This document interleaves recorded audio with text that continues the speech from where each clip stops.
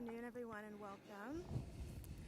It's my profound honor and joy to welcome you to Advancing the Vision of His Holiness the Dalai Lama Through Science, Ethics, and Compassion, a conference held in celebration of the 90th birth anniversary of His Holiness the Dalai Lama.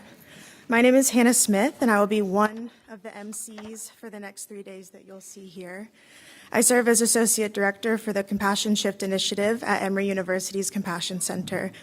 I've also had the privilege of serving as one of the chairs of Emory University's Year of Compassion Organizing Committee.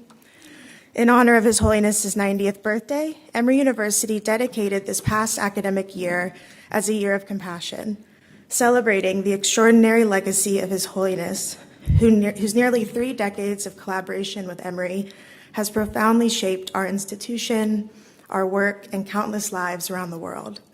This gathering serves as the culminating international event for that year-long celebration. In standing here today, I very much deeply feel the significance of this moment. Across the room are individuals who, in so many ways, have helped carry forward the vision of His Holiness over many years and many parts of the world. Some of you have dedicated decades to preserving Tibetan wisdom and culture, a beautiful representation of which we got to witness this morning. Some have pioneered scientific and contemplative research. Some have brought compassion training into classrooms, healthcare systems, businesses, and communities. Many of the relationships represented in this room span years, even decades. Some began in monasteries, some in classrooms, some in research labs, some through dialogue and shared curiosity. Yet all are connected by one common belief: that the vision of His Holiness is deeply needed in the world. A belief that compassion is not naive or weak, but a courageous and transformative force for good. That educating the heart is just as important as educating the mind. And that when science and spirituality come into harmony, they can help illuminate a path towards a more peaceful, resilient, and humane world for future generations to come. At a time when the world continues to face so many global challenges, I believe gatherings like this truly do matter. They remind us that even in the face of adversity, there is always a way forward. And perhaps most important of all is that we're not alone in our efforts. We are part of a global community bound together by shared purpose and shared humanity. Just in this room, we have representation from India, Tibet, Mongolia, Vietnam, Indonesia, Taiwan, Japan, South Korea, the United States, and many other parts of the world. And to me, that feels like a powerful manifestation of His Holiness's vision. People from different cultures, disciplines, traditions, and backgrounds coming together to fuel the compassion revolution that He has so urgently called for, to catalyze a paradigm shift and together advance a global culture of compassion. I was deeply touched by the remarks from Sikyong Penpa Rinpoche Penpa Tsering this morning. One thing he said especially stayed with me, that the most meaningful offering we can make to His Holiness is to put His teachings into practice. These words perfectly capture the spirit of why we're all gathered here today. And it's especially meaningful that we're gathered here in Dharamsala at the Dalai Lama Library and Archive, a place dedicated to preserving and advancing wisdom, values, and the vision of His Holiness. Over the next 3 days, we will engage with themes that have shaped His Holiness's lifelong work and continue to guide the work of the Emory Compassion Center, including secular ethics, emotions, compassion, consciousness, interdependence, education, and the integration of contemplative wisdom in modern science. So thank you all, not only for being here, but for the role each of you has played in helping this vision continue to grow and reach the world in meaningful, lasting, and transformative ways. So with that, before we begin, to the slightly boring part, a few housekeeping notes. So all of the presentations and discussions today will be conducted primarily in English with simultaneous Tibetan translation available, and thank you to all of our translators who are working very hard to make that possible. Many of you already have a radio, but if you don't and you need one, please let us know. There's staff around that can get one for you. The radio channel for Tibetan is 96, and the radio channel for English is 90. For toilets, please use the ground floor and the first floor. There are far more toilets available down there for you all. And you'll see QR codes posted throughout the room. That's where you can access an electronic version of the conference program should you need it. And finally, we ask you to silence your phones during the sessions out of respect for the speakers and other participants.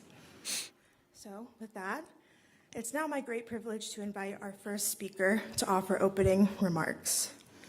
Mr. Jampo Lundup has devoted more than 5 decades of service to His Holiness the 14th Dalai Lama, supporting His Holiness in spiritual, cultural, and administrative capacities. Since 2013, he has served as Secretary Trustee of the Dalai Lama Trust and oversees major initiatives including the Dalai Lama Library and Archive, where we gather today. Through his leadership, he continues to preserve and promote Tibetan culture, wisdom, and heritage. So please join me in warmly welcoming Mr. Jampo Lundup.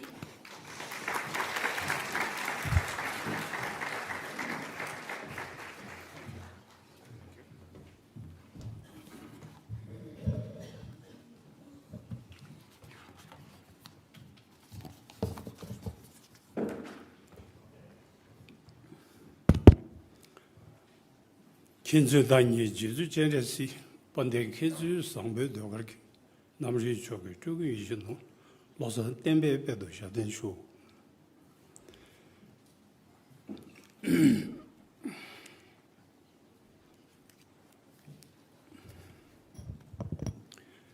distinguished guests, respected scholars, venerable monastics, scientists, friends, ladies and gentlemen.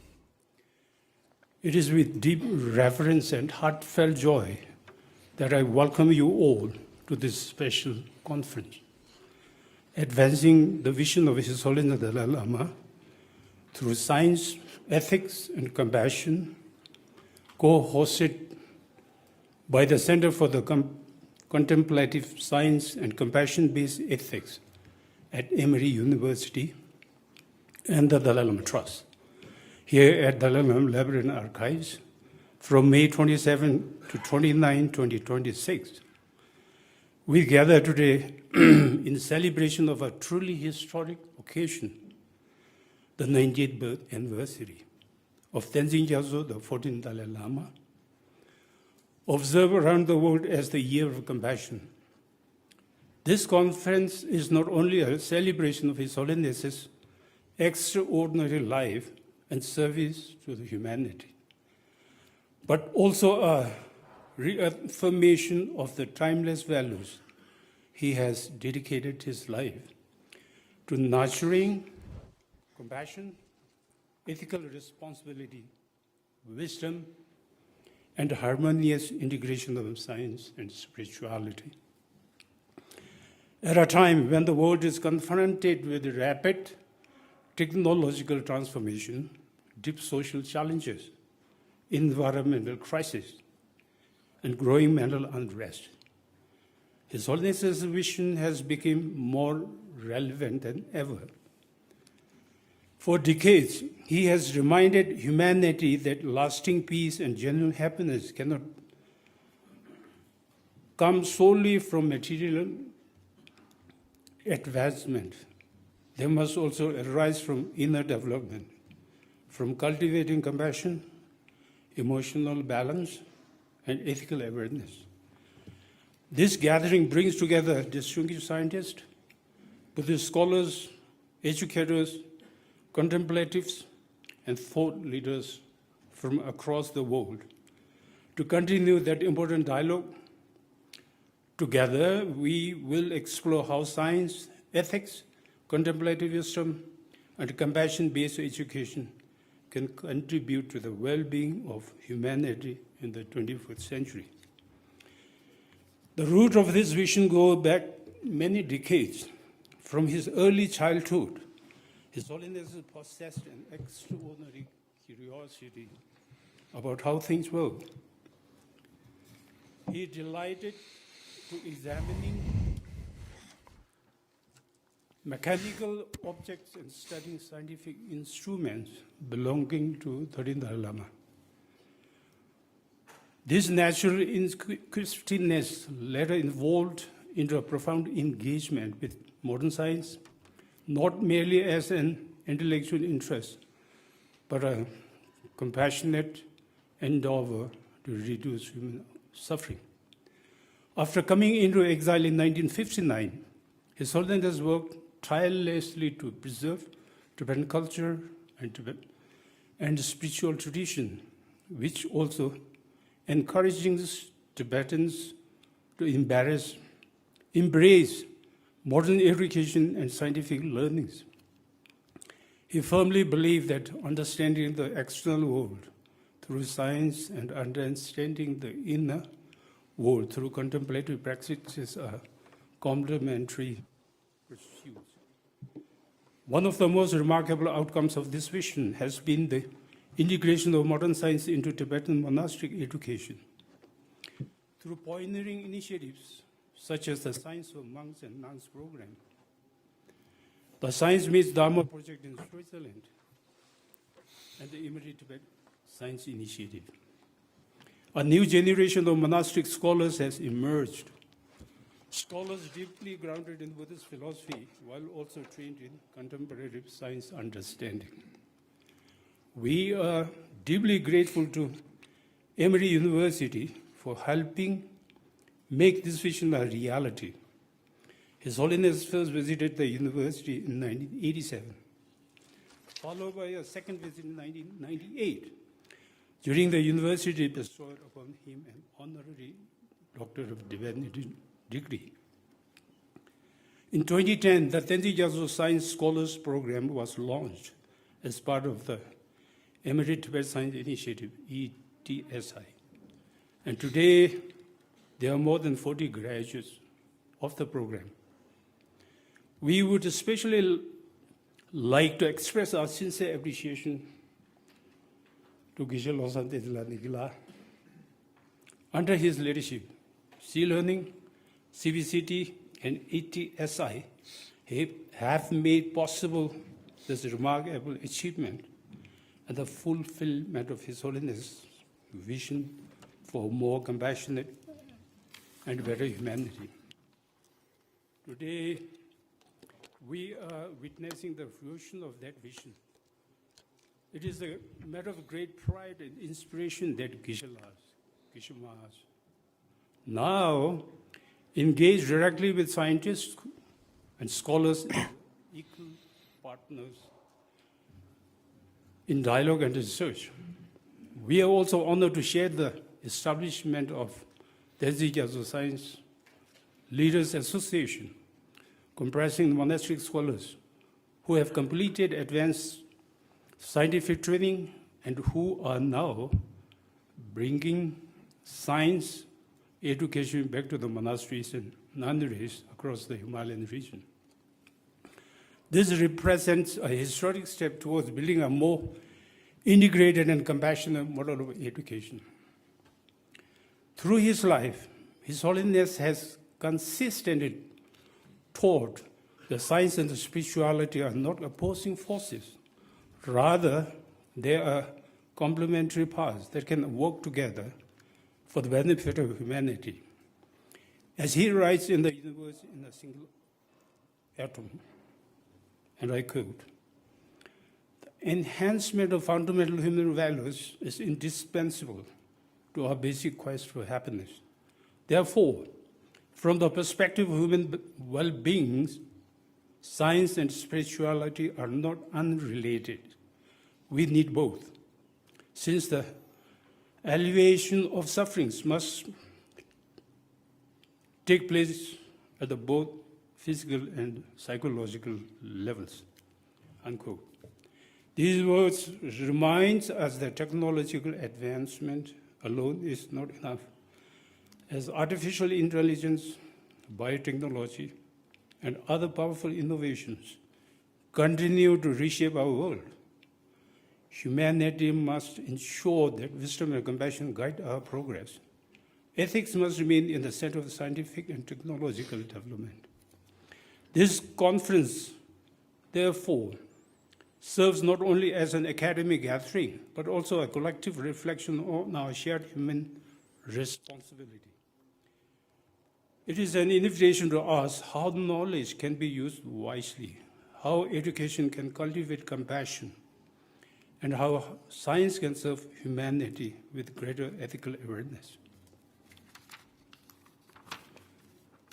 In this year of compassion, and in honor of His Holiness' 90th birth anniversary, may this gathering inspire us to deepen our commitment to compassion in action, compassion that transcends boundaries of nationality, religion, culture, and discipline.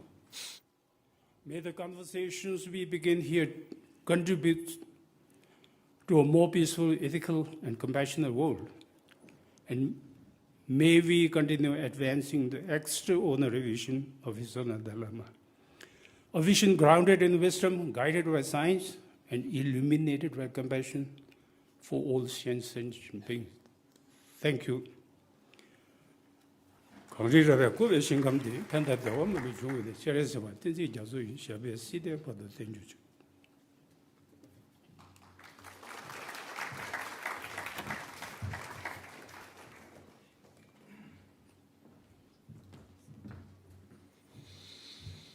Thank you so much, Mr. Champalundup.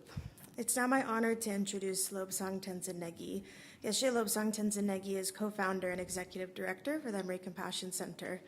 A contemplative practitioner, educator, and researcher, he has spearheaded several pioneering initiatives, including the Emery Tibet Science Initiative, C-Learning, and CBCT, all in service of advancing His Holiness's vision for a more compassionate and ethical world. His contributions have been recognized through numerous, and I might add, very well-deserved honors. So please join me in welcoming Geshe Lobsang Tenzin Negi.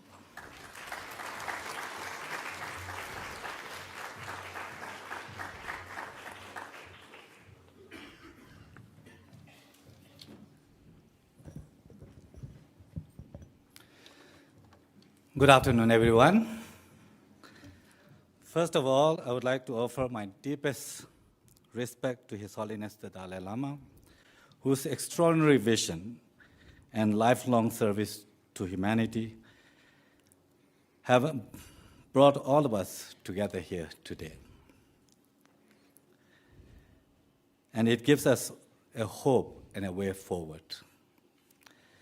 Your Eminence, Yangten Rinpoche, revered abbots, distinguished scholars, our esteemed affiliates, dear colleagues and friends, once again, good afternoon, and a very warm welcome to this 3-day conference, advancing the vision of His Holiness the Dalai Lama through science, ethics, and compassion.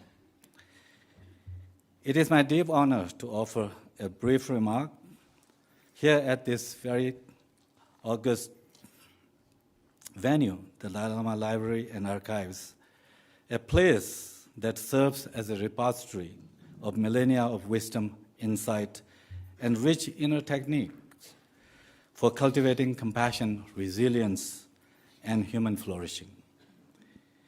In an aptly titled article, Why the Dalai Lama Continues to be a Counselor to Us All, published in Times Magazine on the eve of His Holiness's 90th birthday, renowned author Pico Iyer, he writes, and I quote, 90 years from now and in centuries to come, His Holiness the Dalai Lama will be remembered as one of our first global spiritual leaders and one of the most enduring, end quote. In this piece, he continues to say that the Dalai Lama, and I quote, has come to symbolize as a sort of planetary doctor of the mind, making house calls on every continent. This is exactly what we need right now, planetary doctor of the mind, making house calls on every continent, every country, perhaps every household. Why? Just last week, The Lancet, one of the world's oldest and highest impact peer-reviewed medical journals, published a study showing that 1.2 million people worldwide are living with mental disorders today. That is more than 1 in 8 people, or over 14% of global population. Anxiety, depression, and these mental disorders are among the leading conditions. According to the report, adolescents aged 15 to 19 and women of all ages are hardest hit. The author of the study wrote that we are entering an even more concerning phase of worsening mental health disorder burden globally. I hear stories of rising mental health struggles everywhere where I travel to offer sea learning and the CBCT. Experts say this rising issue stems from improved diagnosis, but I think it also from poverty, conflict, disasters, and disruptions such as COVID-19 pandemic. These, however, are all external conditions. What are the deeper roots of these dark clouds hanging above us? We need to reflect on this. In an essay His Holiness composed in 1991 entitled Compassion and the Individual, he asks, what is the purpose of life? He goes on to say, I believe, and I quote, I believe that the purpose of life is to be happy. And end quote. While he recognizes the 2 categories of happiness, physical and mental, he stresses that, and here I quote again, of the two, it is the mind that exerts the greatest influence on the most of us. Hence, we should devote our most serious efforts to bringing about mental peace. And the greatest degree of inner tranquility comes from the development of love and compassion. In one short essay, he identifies the source of suffering, proposes solution, and shows the process of cultivating that. And this has been his prescription ever since he began traveling around the world in early 1970s. To me, this is deeply visionary. It reflects a clarity of intellect, farsightedness, and a remarkable grasp of our problems and how to resolve them, and a way of thinking that is urgently needed but remains rare in the modern society, a holistic and systematic way of thinking. Albert Einstein said that we cannot solve our problems with the same thinking we use to create them. Many of the crises we face today are consequences of our value system, our excessive emphasis on material development while neglecting inner values. Bernard Russell, a great English mathematician, writes in Impact of Science on Society, and I quote, knowledge is power, but it is power for evil as much as for good. It follows that unless men increase in wisdom as much as in knowledge, increase of knowledge will be increase of sorrow. And knowledge without wisdom can be a source of sorrow. And this is very similar to what His Holiness has emphasized. In his 1998 commencement speech at Emory University, His Holiness spoke about education as a tool. And how that tool is used depends on the motivation of the one who wields it. If one comes with a constructive motivation, a compassionate heart, and education will become constructive. This emphasis by His Holiness on education of heart and mind is what sparked the academic collaboration between His Holiness and Emory University and the creation of Emory-Tibet Partnership in 1998, which has evolved now into the Center for Contemplative Science and Compassion-Based Ethics, or simply referred to as Emory Compassion Center in 2017. and all the works you all are part of. With extraordinary foresight, His Holiness has devoted his efforts to creating the practical pathways for the healing and transformation of humanity. These pathways are clearly articulated in works such as Ethics for the New Millennium, Beyond Religion, and A Universe in a Single Atom, the three texts upon which this conference is anchored. In particular, this work concentrates on two profound and deeply interconnected areas. First, he sought to bridge modern science and contemplative wisdom. At a time when these worlds were often seen as separate or even incompatible, His Holiness envisioned a meaningful dialogue between them. Through the co-founding of the Mind and Life Institute, he brought together leading scientists, psychologists, educators, and contemplative scholars in sustained dialogue on the nature of mind, emotions, ethics, and well-being, themes that we will explore during this conference. What began as intimate conversations has since grown into a global movement that has reshaped scientific research on attention, compassion, neuroplasticity, and mental health. Second, His Holiness recognized that if we truly wish to create a more peaceful and compassionate world, we must transform education itself. We need to not only develop mind, but also the heart. This vision gave rise to the remarkable academic collaboration between Emory University and His Holiness the Dalai Lama. Over nearly 3 decades, this deep collaboration has strived to integrate compassion, ethics, and contemplative insights into education.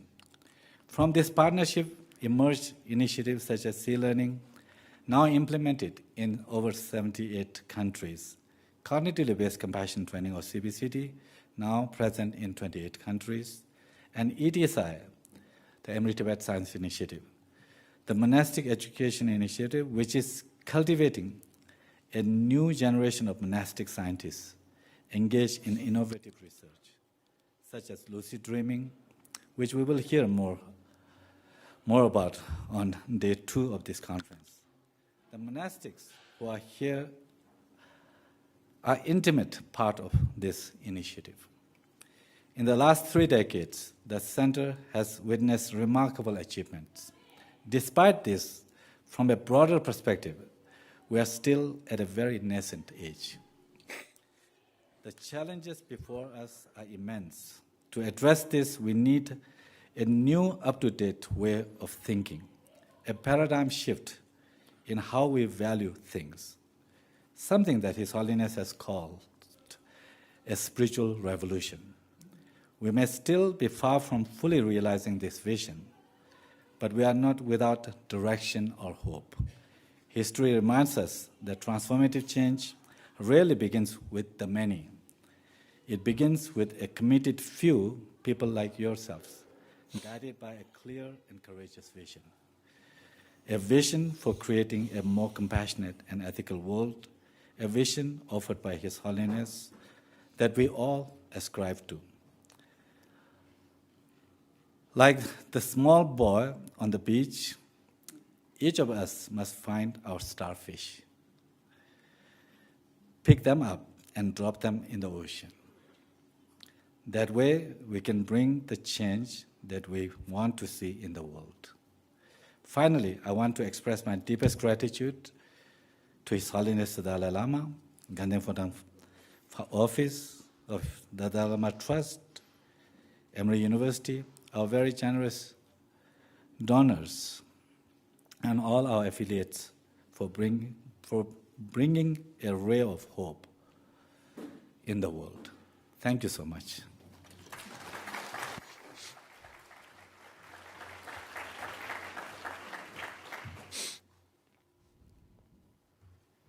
Thank you, Geshe-la, for such beautiful remarks.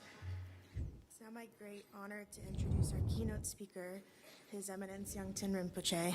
His Eminence serves as Secretary at the Office of His Holiness the Dalai Lama, a respected Buddhist scholar and teacher.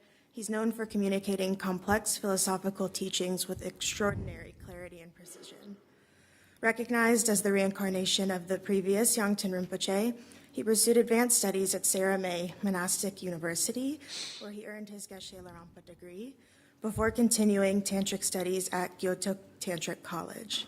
So please join me in warmly welcoming His Eminence Yangten Rinpoche.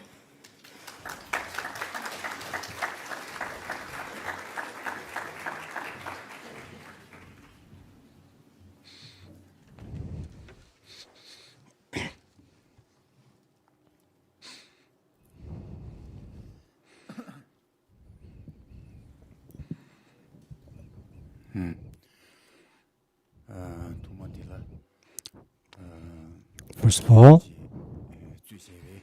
His Eminence the Abbot, the monks and nuns, Geshe Lapsan Tanzanege, and all the people gathered here from far and wide.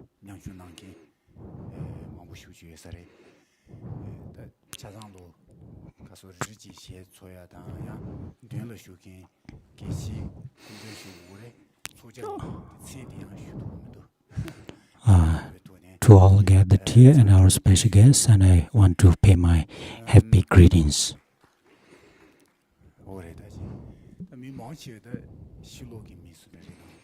Most of them are outside. We have only a few monastics. Actually, I need to speak in English, but it's difficult for me to speak, but I will say a few. Everyone, I am sorry. My English is very, very, very poor. So I cannot speak in English in this time. I hope next time when we meet, I can speak in English, share some guess, Buddhist, some philosophy, such as. I hope next time we can, talk in English together. Now I use my mother language, okay? Sorry.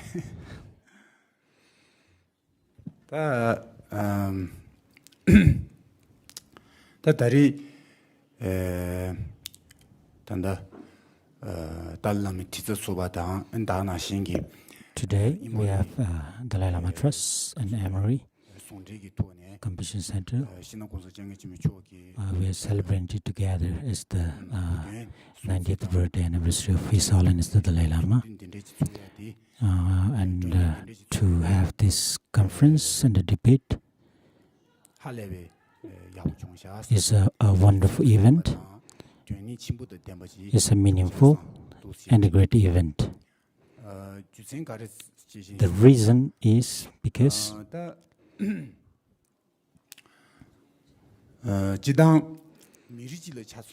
generally for a people, for a nation,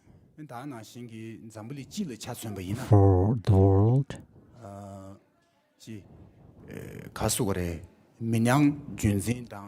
we need to preserve or to develop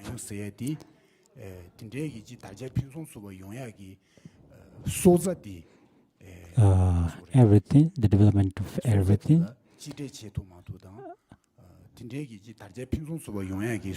to see the central cause of it, or the great deed of His Holiness the Dalai Lama, to do it according to his vision or not. Therefore,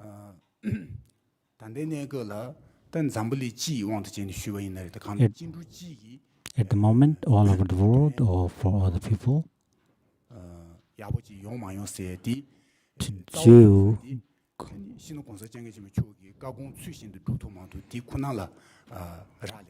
if we are doing something good for all people, depend on if we are following His Holiness' advice or not. So this event of celebrating his 90th birthday,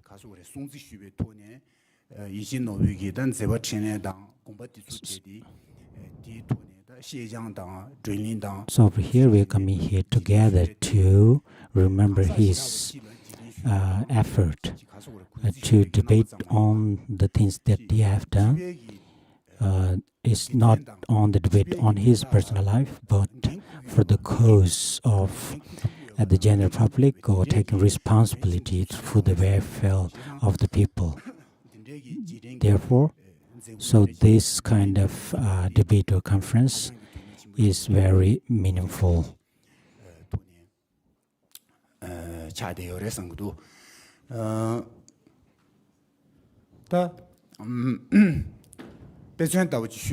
For example,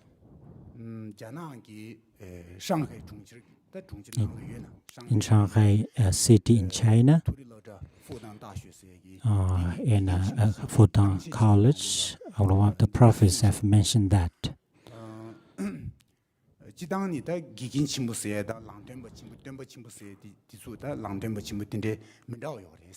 there are many advisors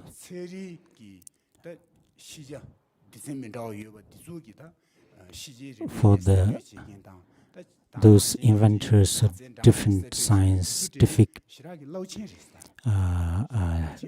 disciplinaries. The inventors are really great people, or they are representative of the century. But, or more importantly, and I've mentioned that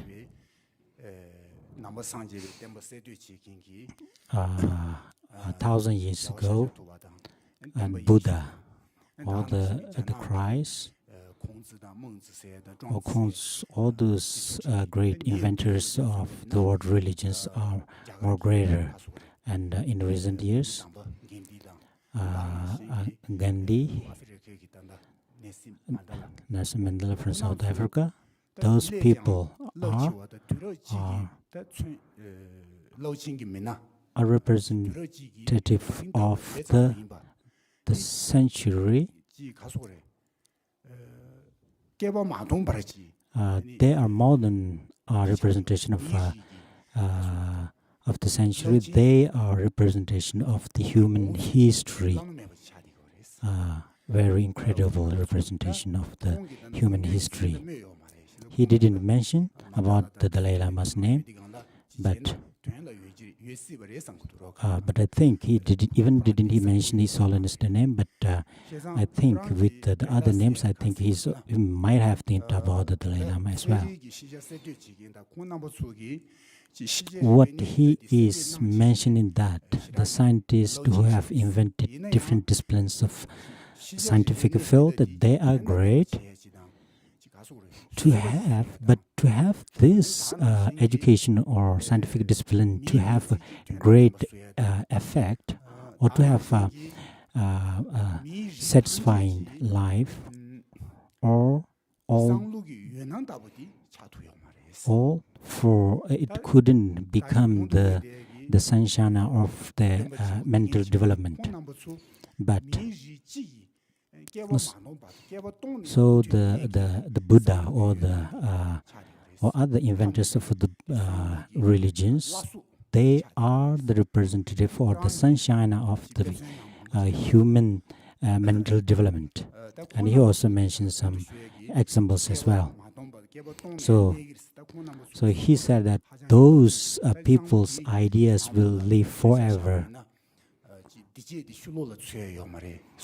So, for instance, he says like happiness cannot be found outside, or how we need a meaningful life. So the main cause of suffering. So these people could find the causes of these cautions. So he mentioned that those people's effort will live forever. So he sees such a great value in these values. So His Holiness Dalai Lama's view and his talks 두제 당제 실로 수와다 his four commitment, 가르소르다 줄로다 만지 상주 or secular ethics, or the value of compassion, or human natural tendency. 하장기 달러치 무인바 So I think these are really incredible source. Therefore, so by knowing the value, and we are remembering the effort made by His Holiness Dalai Lama. So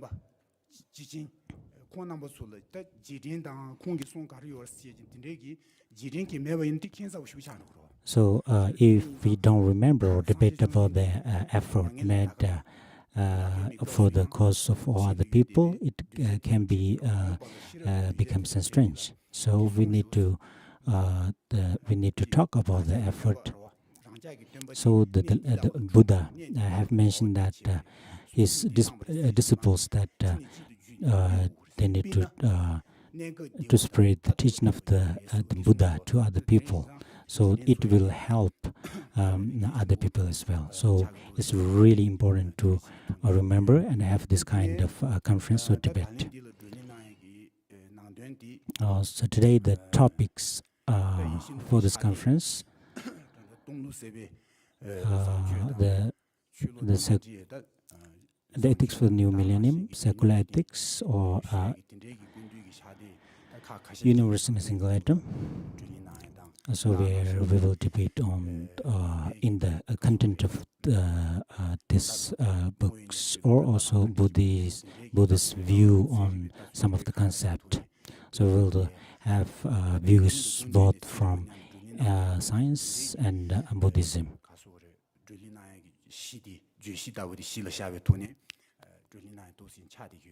So we will debate on this topics. For myself, I think for myself, I see the books of His Holiness. How do we receive or how do we read? I see each book is more important than other.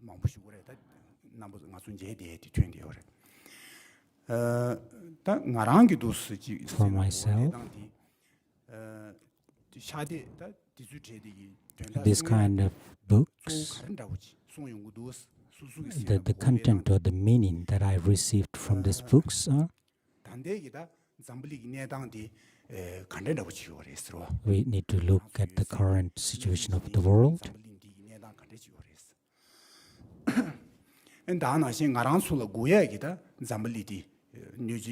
What kind of world we need, we want. No one wants suffering or difficulties, but if we face difficulties and sufferings, we need to check what are the causes and what are the methods to elevate or eradicate the sufferings. I feel His Holiness talked about all these things in his books.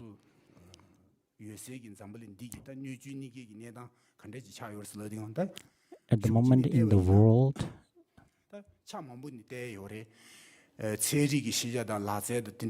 we can see on the scientific development or technology, we see that it's developing everywhere.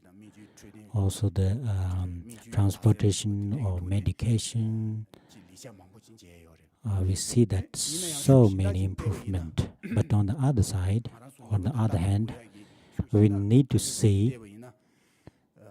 look at on the other side as well. So we are in a really emergent situation. For instance, the world itself,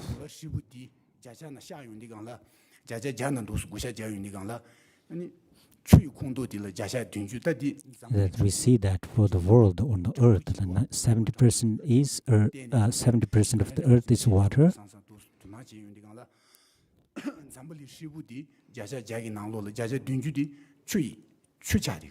The 70% of the earth is water, and only 30% is earth or land. From the 30% of soil or earth, so only from that only 16 or 70% of the earth is inhabitable for people and the plants.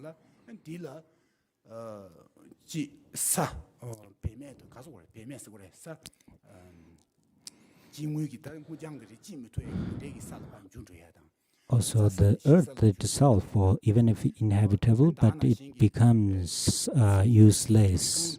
Also, the water is dry.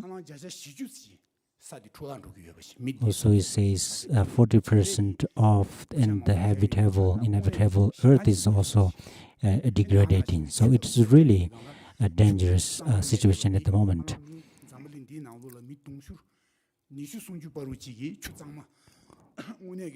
Also, in case of water, about 2 to 3 billion people cannot get safe drinking water.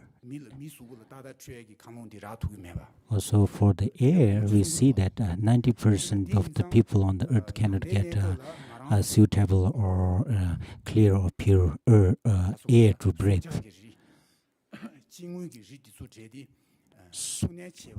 So, to animals or the plants, the earth that is for the home of the atmosphere, animals and plants are still degrading in the past.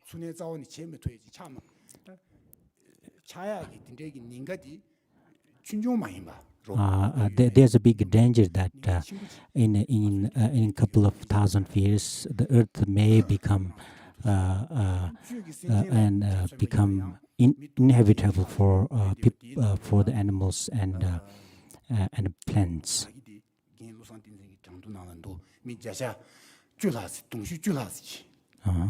Geshe-la also mentioned that over 10 billion people have mental disorders or mental health difficulties. Also, we have other difficulties as well. That is not included in that data. Every year there are every year or daily suicide number are high, and we see that the human society in a general is in a difficult or urgent situation.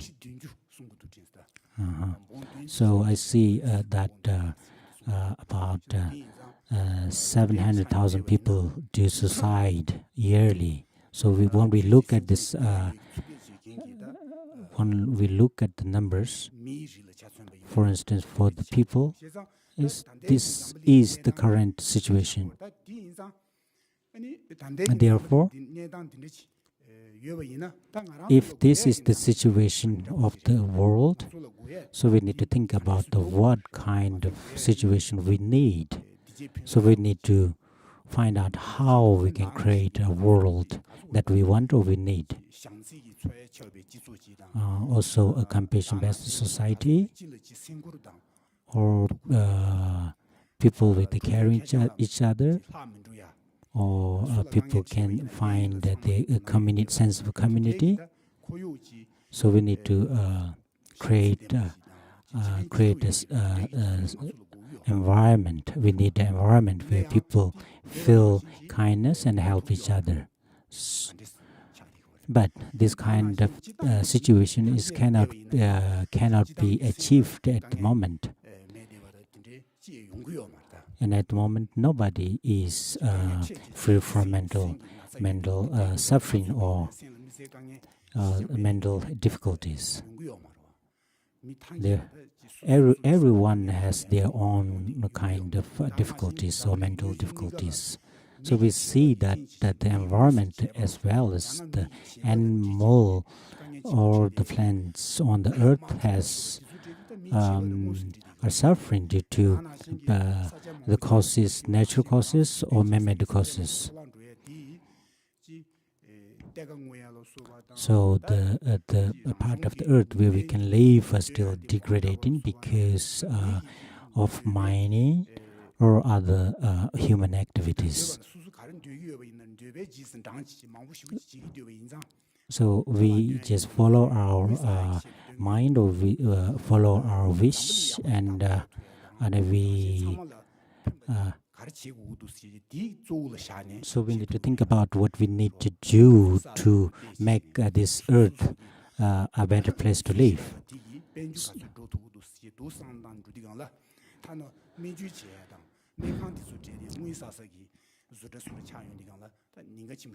So it will become really dangerous when every action become a purpose of economics or earning money, or even medication become a cause of earning money. So this is really become dangerous. So we need to find what is the root cause of these difficulties. So when we think about this, it's really difficult to find the roots of all the difficulties. So His Holiness mentioned that we have a human value, that commonality. We couldn't see that, and we couldn't see the value of kindness or compassion. We cannot earn money with the nature of kindness. So sometimes we cannot see the great value of these things. Therefore, we couldn't pay great values to the inner values. So the we couldn't pay attention to the inner value development. So this kind of inner development is not integrated into the education system. There are so many education systems all over the world, but they lacks an education system where mental development is centered or taken great importance. We see that at the moment we haven't have this kind of education before, but at the moment we see this kind of education system based on the inner values are growing and spread to live a joyful life and to avoid all the difficulties. We need to improve the inner values. So also we cannot have a happy life by only depending on the external values, but we need those. But to live a happy life, it's really important to have to develop our mental capabilities. We need to use our wisdom to check if our wish or want is really necessary. So we need to do the mental training. We need to improve our sense of common humanity and compassion. And these are mentioned in His Holiness books such as the Secular Ethics for the New Millennium and etc. So if we pay more attention to this, we can create a better world, and we can get closer to a world based on compassion and kindness. I see His Holiness says all about this inner values in these books. So we need to discuss about this. And we have visitors from all over the world, educators, researchers, and scholars. So it's really important to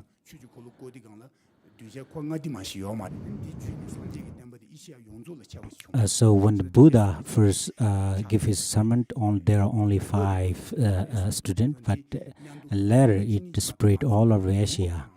I think at the moment we have here we gathered here and we are debating all these inner values. I think it's a really important event or task to spread these values, and I think it's a really meaningful action or event. I think also the possibility of debate between scientists and Buddhist scholars.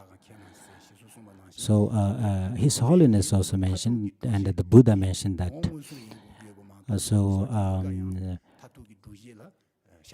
And mentioned that the Buddha also mentioned that the monks and the scholars need to investigate and not follow Buddha's word by blind faith. So Buddhism in itself depends on empirical evidence or investigation. So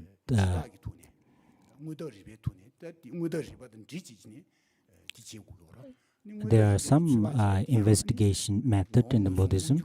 So also it's dependent on empirical event or empirical causes. So I see there is similarities between the science and Buddhism. I think this is a really important commonality. So the idea of Buddhism, there are extremely hidden values in the Buddhism, but we need to also in the science there are like extreme event in science as well. For as the Big Bang theory is also it's not evidental, but is is referenced, or so the most hidden event are there in our daily life from our daily news and newspaper.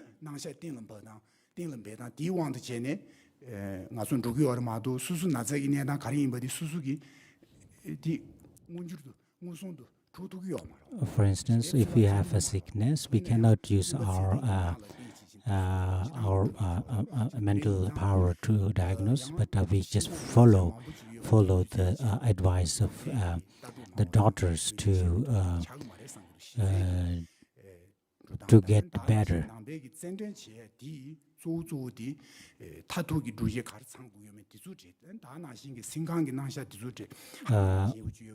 Also, there's a really deep account on the psychology in Buddhism as well. So there is a foundational base to discuss on these topics. Thank you very much. Thank you so much, Your Eminence. It's such an honor to have you here and speak today. Very, very important person, and we're so grateful that you came. We're about to move to the next session, but please, while His Eminence exits, please stand as you're able.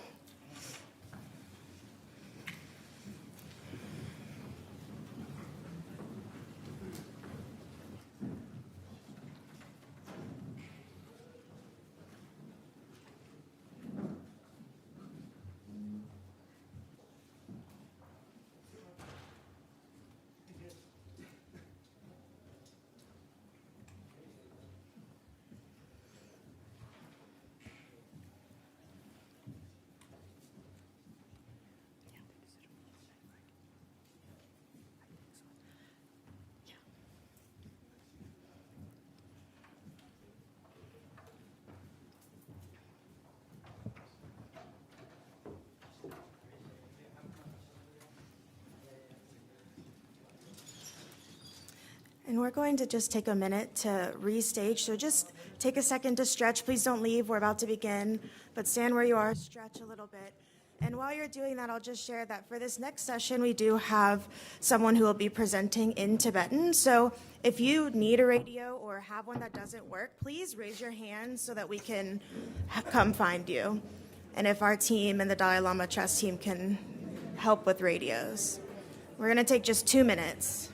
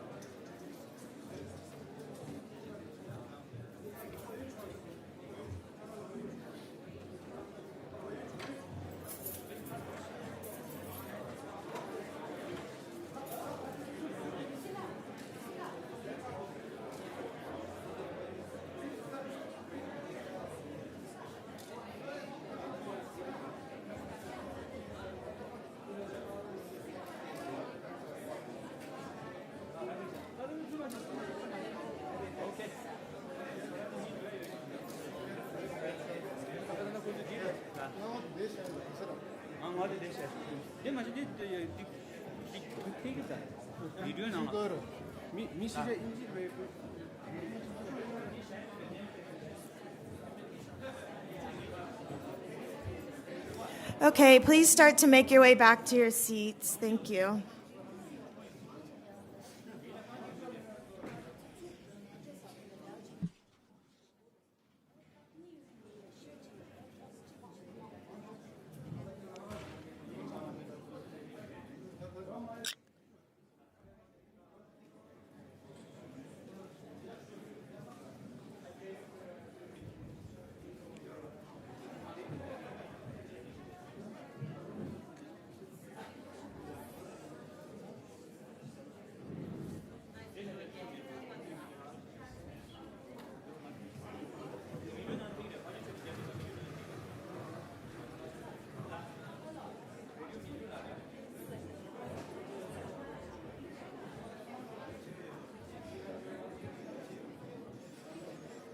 Okay, we're going to begin in about 45 seconds, so please find your seat when you can.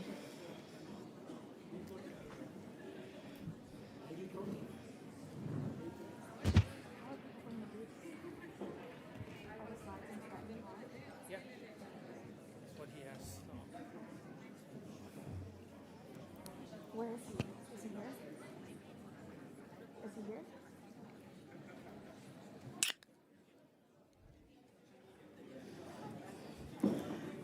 Okay, we're going to go ahead and begin.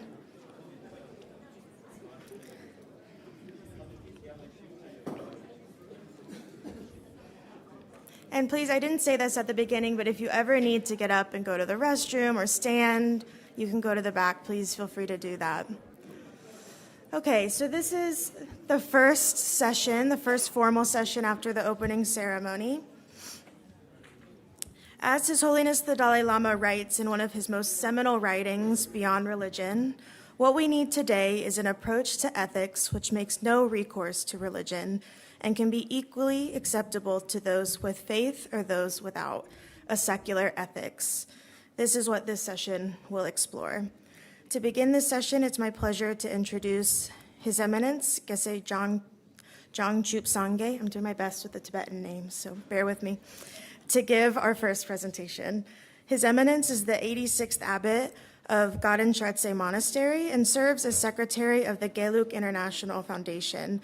A renowned scholar and educator, he served as one of the principal editors of the 7-volume Buddhist Science and Philosophy Encyclopedia developed under the guidance of His Holiness. He's also a strong advocate for science education within monastic tradition. So please join me in welcoming His Eminence, Geshe Jang Chup Sangye.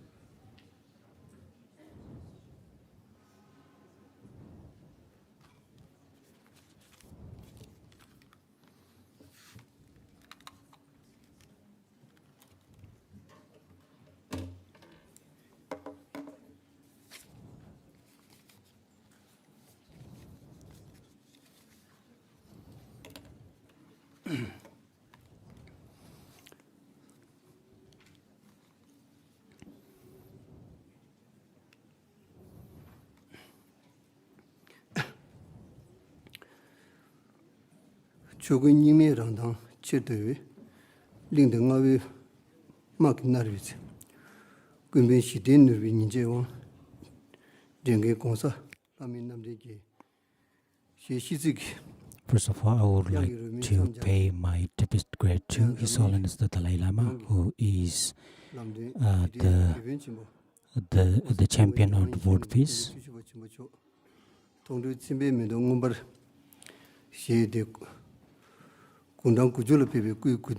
Also, to celebrate His Holiness the 90th birthday, we have this event co-hosted by the Dalai Lama Trust and Compassionate Memory, and I would like to pay my greetings to the participants coming from all over the world.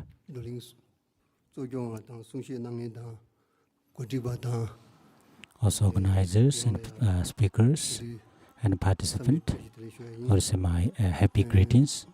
Dine takazin tandar emori kundup tang inji shisa sumi sanju dine khan tanda di jawi gudun dan je ni Earlier, Emerald Compassion Center kongshi pedap ki doling dito la ya tanda ji keshiya dine ji yongi me asked me if I can speak on the some of the topics.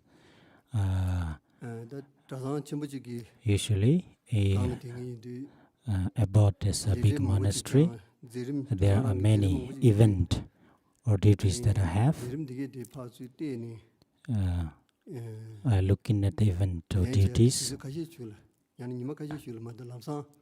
and I have replied after a couple of days. But for this time, so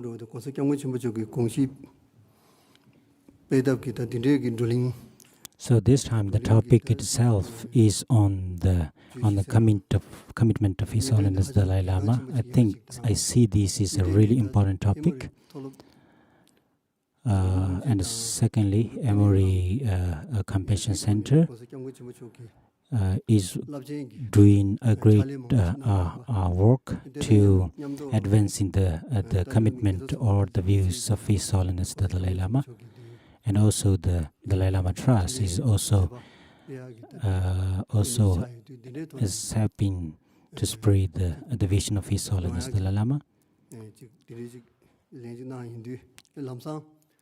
So when I was asked to speak about this, I have happily accepted the invitation, and I said yes, I will be there just right at the moment to come and speak about this topic.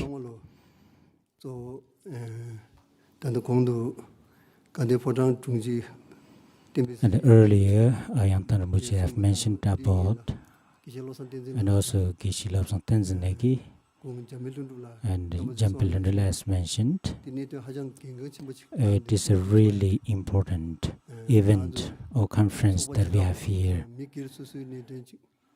It's not a personal or a societal event, but it is for the situation of the world or the future of the world. So we are discuss about some really big event based on His Holiness the commitment. So I think it's really a very important event. And then secondly, the venue for this conference is nearby the residence of His Holiness. It's just few steps. His Holiness resides just few steps away from where we are debating on these topics. So I see this is also another important.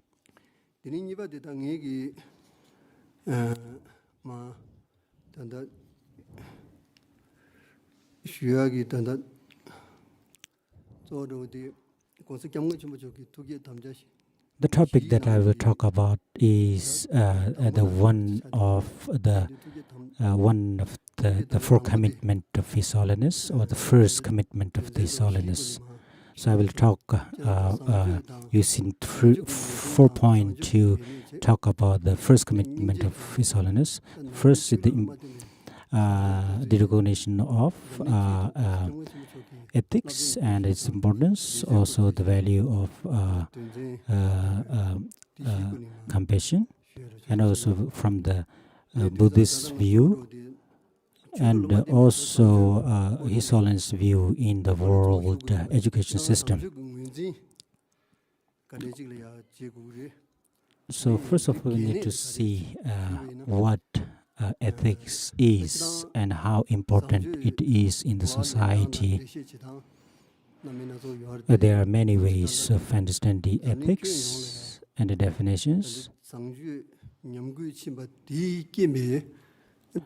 There is a decline in the ethics values in all over the world. based on this declining of secular ethics to revolve or to improve this secular or the ethics values. In this case, the ethics. So the best, we need to consider others before self. If we cannot do that, we need to have an equivalent view of self and others. So if we can do that from our mind, speech, and body actions, that is the thing. So for instance, His Holiness mentioned an example. If two people are hungry for a couple of days, if there's no food at all, if they went out to find food, and if one person got a bread, just a single bread, and then the other people didn't get any, in this kind of situation, in this case, if the person got the bread, if he can give the bread to the other people, that is the best case. If we cannot do that, so if he can divide and just divide and half for the other people and half for himself. So if we can have this kind of mental attitude, so we can have ethics or for other people on a small level, or ethics if we are traveling around.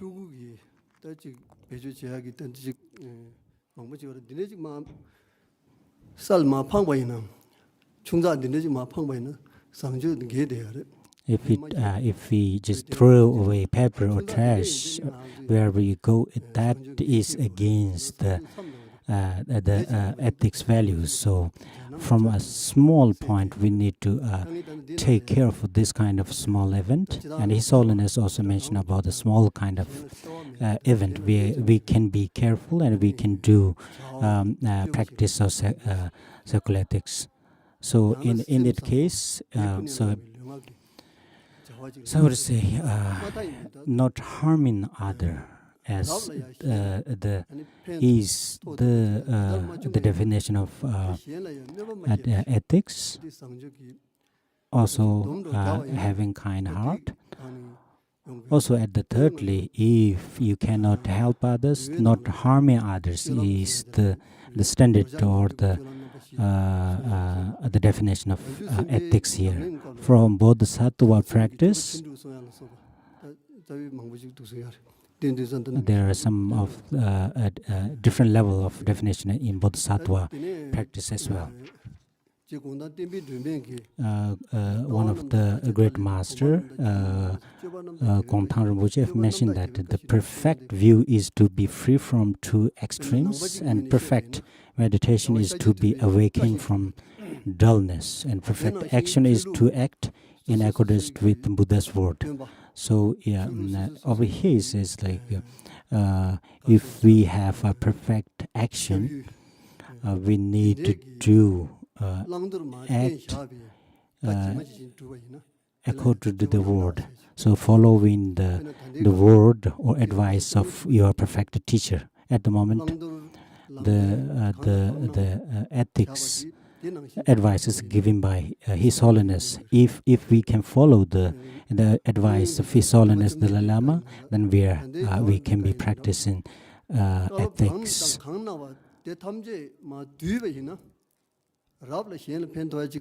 So if we conclude all the Buddha's teaching or His Holiness teachings, we see that not harming others and helping others is the gist or the. Also, this is the way to follow His Holiness' word. So His Holiness says that if you cannot help others, don't hurt other people. So to have ethical conduct. So Gongtang Rinpoche just mentioned this word. I think it's really important. self and others, 先你那里先做小，得到么准备呢？ others before self, if we can do. If we cannot, and equivalency between self and others, this is the recognition or definition of in Buddhism, the importance of compassion. In Buddhism, they have the view on interdependence and the conduct of non-violence conduct.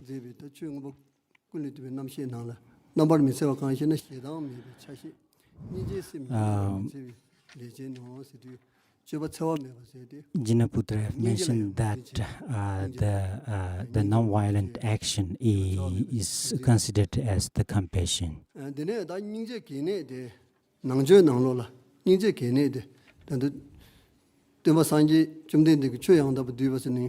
The importance of compassion, the Buddha have mentioned in one of the script of Vinaya, have mentioned that. He mentioned that the Bodhisattvas shouldn't study many dharmas or practices. If they practice only single practice of dharma, they need to practice, they should practice only one. If we can perfect only single practice, then it seems like we have all the dharmas of practice in our hand. And that single practice is the practice of compassion.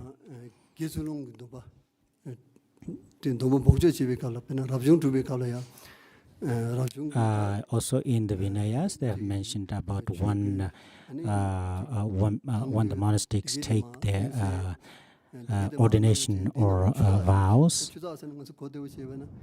There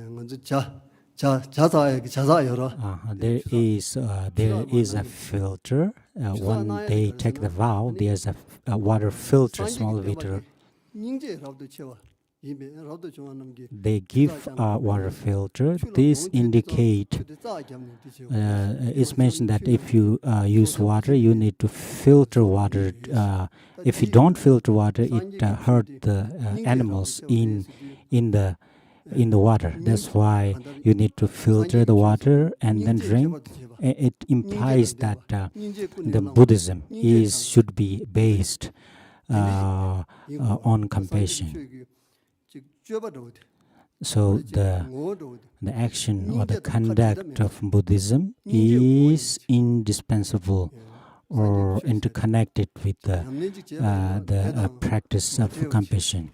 So any practice shouldn't be diverted or separated from the practice of compassion. So there are many examples.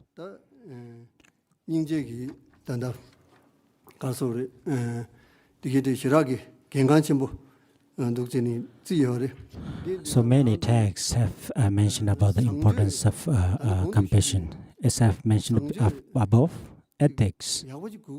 To have a great ethical conduct, the base is not harming or non-violence. It's the foundation or the root. So the non-violence or the root of non-violence is compassion. So we cannot have ethical conduct without practicing compassion. If we practice more compassion in our daily lives,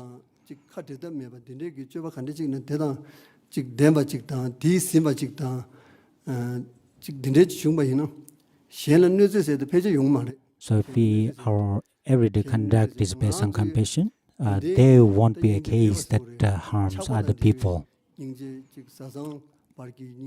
There are compassion based on attachment. There are less, since we have that compassion based on attachment.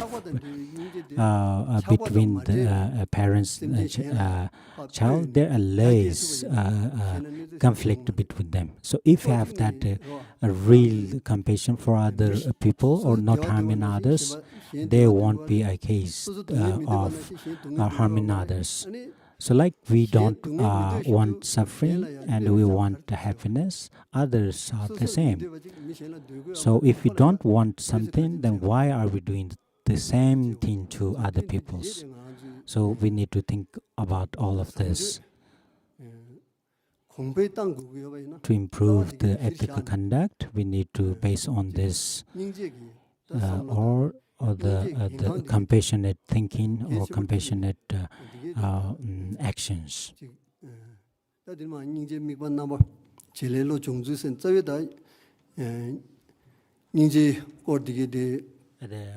definition or the focus or form, function or mind training, there are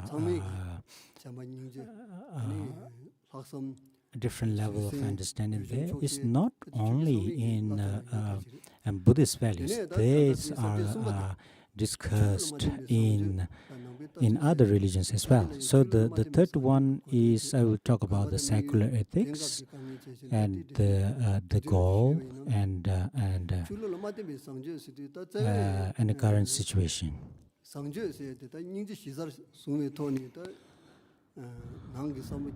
So ethics is based on compassion, and it shows through our verbal or bodily action. These are not based on religion, a belief. It can be discussed in our daily life. Is not directly connected with the religion. So secular ethics. So we in Buddhism they talk about ethics, and other religions also talks about the importance of ethics or compassion. So when we teach these values to other people, so we seek a method to explain compassion not based on a religion.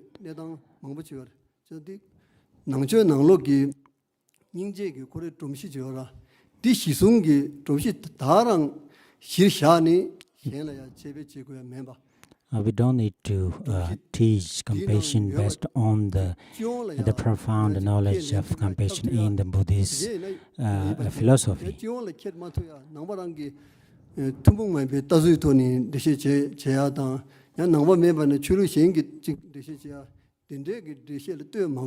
We, independent of all this religious definition of compassion of ethics, we need to. There are ways to explain this. Without based on other religions. To help another is to help other is idea of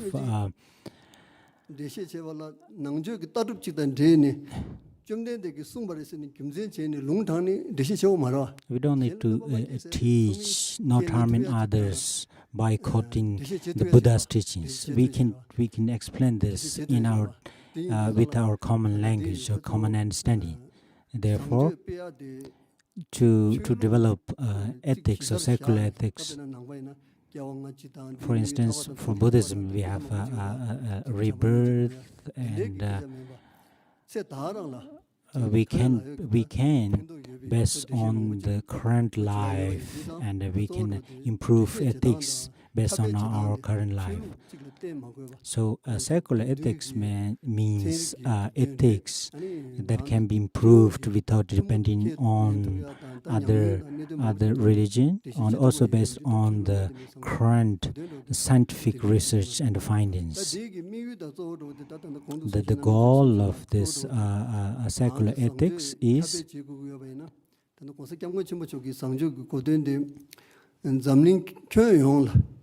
so His Holiness' definition of ethics is to spread this value of ethics to to all humanity or to all human beings.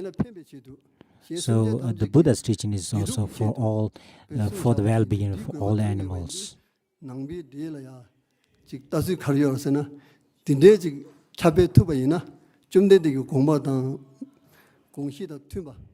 And the Buddhists can see that this kind of event to spread the secular ethics is similar to or in accordance with the Buddha's view of helping others.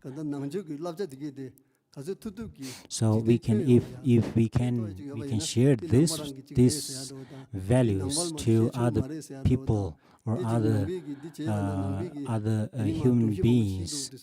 So this will be helpful to other people, and we don't need to worry about it really degrade the Buddhism itself.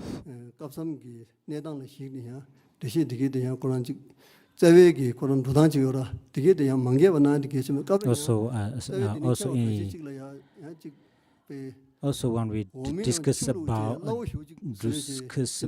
this, we also need to keep the integration or the true meaning which is discussed in the high level or the high Buddhist philosophies.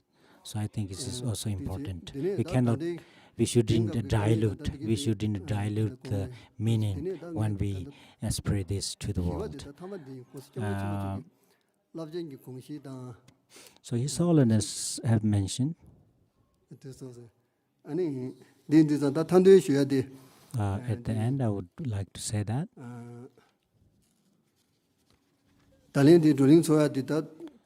this conference or this debate is based on the great commitment of His Holiness the Dalai Lama. Therefore, in this case, the secular ethics and other books written by His Holiness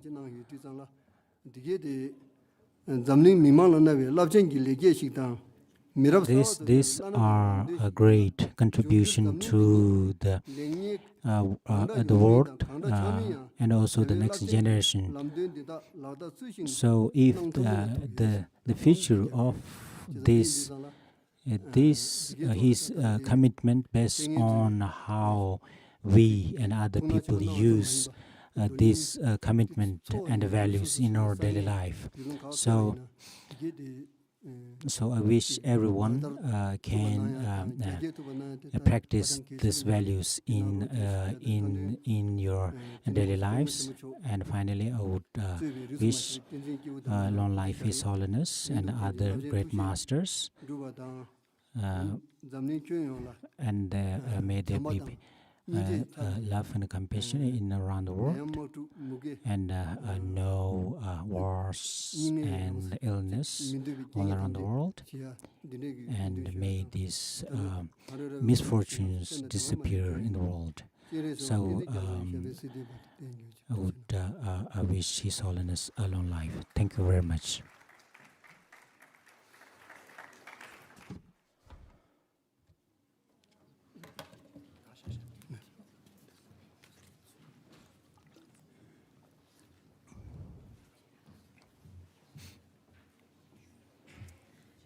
Thank you, Your Eminence.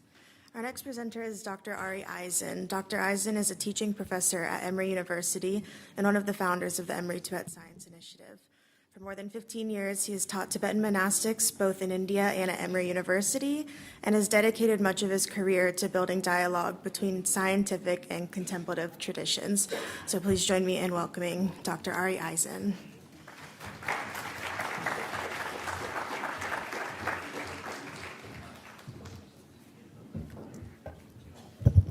Hi, folks. How's everybody?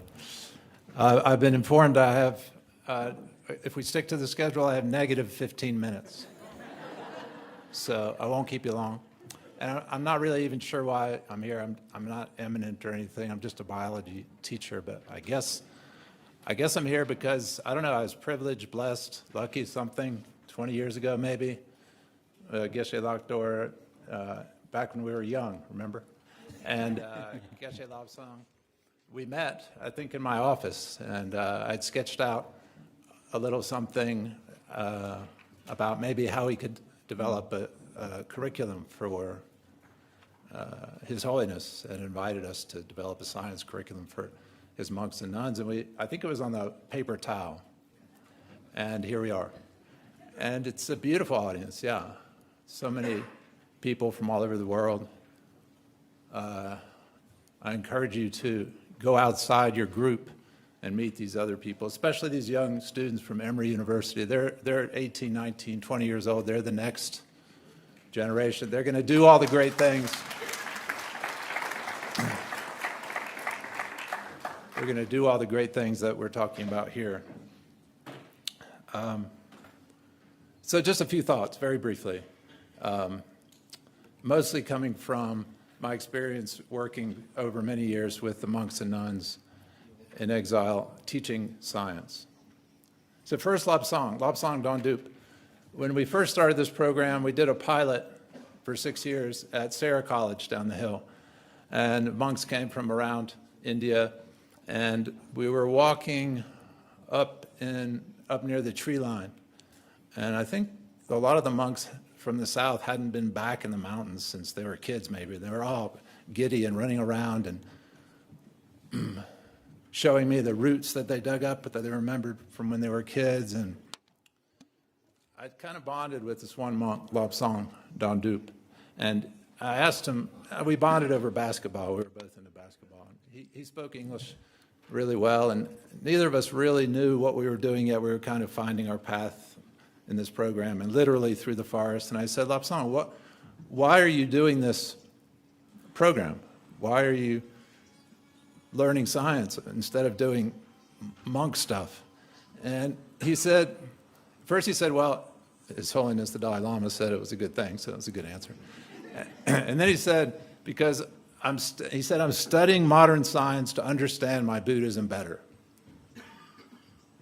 And I remember literally stopping in the path and thinking about that, because it turned my thinking. It was not the traditional Judeo-Christian way of thinking about the world. I'm studying modern science to become a better Buddhist, right? And that kind of got me thinking in terms of secular ethics. I think looking back, I learned later that this is resonant with the Nalanda tradition that the Tibetan Buddhists have maintained from India, from ancient times, that in order to understand your own worldview, you have to understand everyone else's. In order to understand your own worldview, you have to understand everyone else's. And that's kind of what Lobsang was saying. And that kind of is the heart for me for secular ethics. So just 3 quick stories. A colleague and friend of mine, Dieter Jaeger, the epitome of a stereotypical scientist, right? A computational neuroscientist, German. He said he wanted to go teach. He wanted to go teach the monks. And I'm like, dude, I don't know if, India, yeah. He came and taught the monks, and it really changed him. I didn't realize how much it had changed him until a few years later. He was giving his departmental research seminar at Emory to the biology department and to anyone who wanted to come. And he studies the way the brain reacts with muscle, how our brains talk to our muscles and vice versa. And the title of his research seminar was, "Do We Have Free Will?" So he had totally reframed the way he thought about his own research based on his experiences working with the monks and nuns. And it's not just a minor thing. Think about this. Think about when we first discovered that bacteria were killing us, right? And think about how that Western scientists discovered that. And what was their response? To kill the bacteria, right? It's killing us, we'll kill it. Well, we did that for 2 generations. And what we didn't realize was, as we were killing all the bad bacteria, we were also killing the good bacteria, which we now know is the microbiome. So here we are 2 generations later with many, if not all, of the major chronic illnesses we suffer in the West, largely related, correlated, maybe even causative to the fact that we killed all those good bacteria that were part of us? What if Tibetan scientists had discovered bacteria? They probably would have had a whole different approach. Instead of killing the bacteria, they probably would have done what we're doing now in the West, which is to try and neutralize the bacteria or to convince the good bacteria to kind of calm down the bad bacteria. All of human history would have been different. So it matters about the way scientists think about their ethics. It matters about what science we do, and it matters about how we do this science. Another colleague and friend, Rustamantia, Indian, internationally known immunologist, he taught for many years at the pilot program. When you ask him about how the program affected him and his ethics, he talks about the ethics of the new millennium, His Holiness's book. And not only what science you do, but how you do science. And he talks about how working in this program helped his approach to science and how he does it. How he does it. To treat yourself as you would others. To be self-compassionate. To observe without judging. And all the pettiness of science, who gets credit and competing for money and dollars, to put that aside and collaborate. Secular ethics. And finally, for me, I'm a teacher, an educator, and that essential ethic of getting to know others' worldviews so you can understand yours better. To me, it's translated in the classroom that I have as much to learn from my students as they have to learn from me, right? So how do I take my knowledge and integrate it where they are into their knowledge? That there's insight without answers, to get the students to think about and reflect on their own lives, how they're doing their science, how they're becoming scientists through journals, reflections, stories. Essentially, it all boils down to establishing a social and intellectual community in the classroom. Everything else good comes from that. Everything else good comes from establishing that community. Look around. Thank you.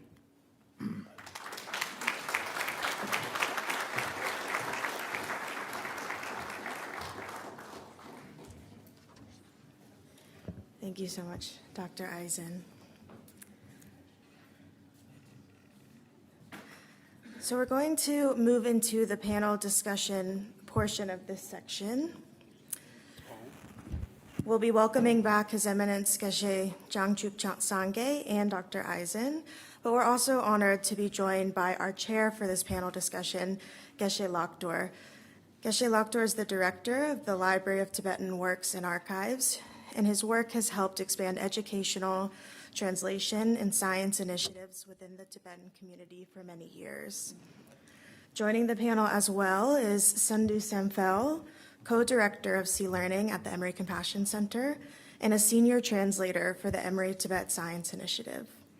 His work has played an important role in translating scientific materials into Tibetan and supporting the expansion of Sea Learning globally. So they're just finishing getting mic'd, but for those of you who are already mic'd up, please go ahead and come up and join me in welcoming all of our panelists.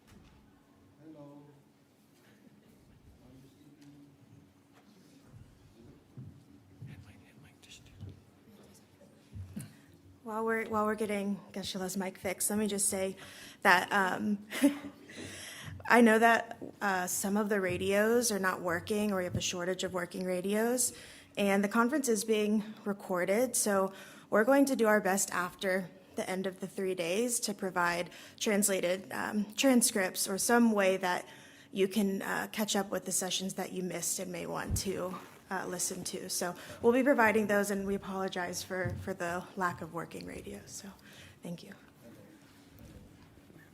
Still not working.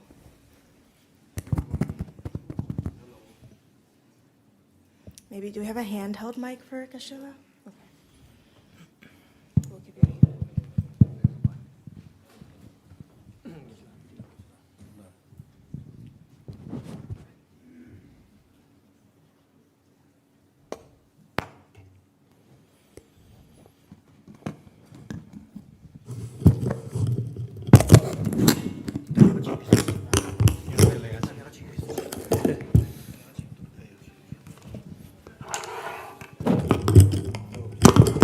Hello, the mic lega chidu.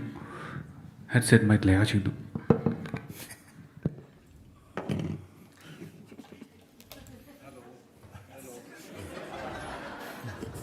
Hello. Yes, finally. It's not easy to connect. That's why we need compassion.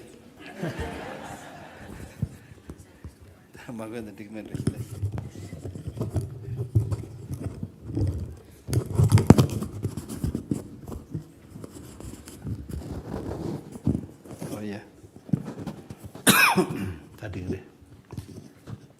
Oh yeah. So, we have around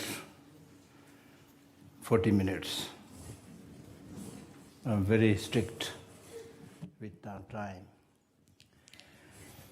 So,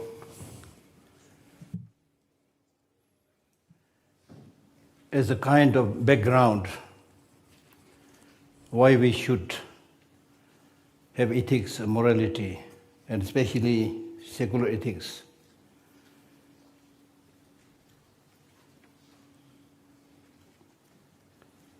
In the curriculum of the sea learning, we have these 3 domains and 3 skills. And 3 skills are awareness, compassion, and engagement. So the first part, awareness, we call it awareness, we can call it discernment, we can call it, as in the CBCD, cognitivity, whatever we call it. What is being said is, as His Holiness the Dalai Lama always says, much of our suffering is unnecessary suffering. Unnecessary suffering means if you have a little bit more knowledge of the reality, the way things are, many of these sufferings you can remove. And that is one reason we should feel compassionate to people who are suffering, because they are suffering because of ignorance. And I remember very well, once I was sitting with His Holiness Dalai Lama, with another gentleman during an interview. There was this long oblong table in front of us. Then His Holiness said that on this table, on this side, if there is a small drop of water, on the other side there is an ant looking for water, running around, comes quite close, then goes back. Because there is no insight, no discernment. The water is very close, but because of your ignorance, you are unable to use that water. So these days, in order to provoke people a little bit, true to the teaching of the Buddha, sometimes we a little bit feel desperation. You need to say something. In Hindi we call it karva sach, bitter truth. So the bitter truth, these days I have been sharing this bitter truth by saying that, look, we have over 8 billion human population right now. All this over 8 billion human population are dead after 100 years counting from today. Do we have that awareness?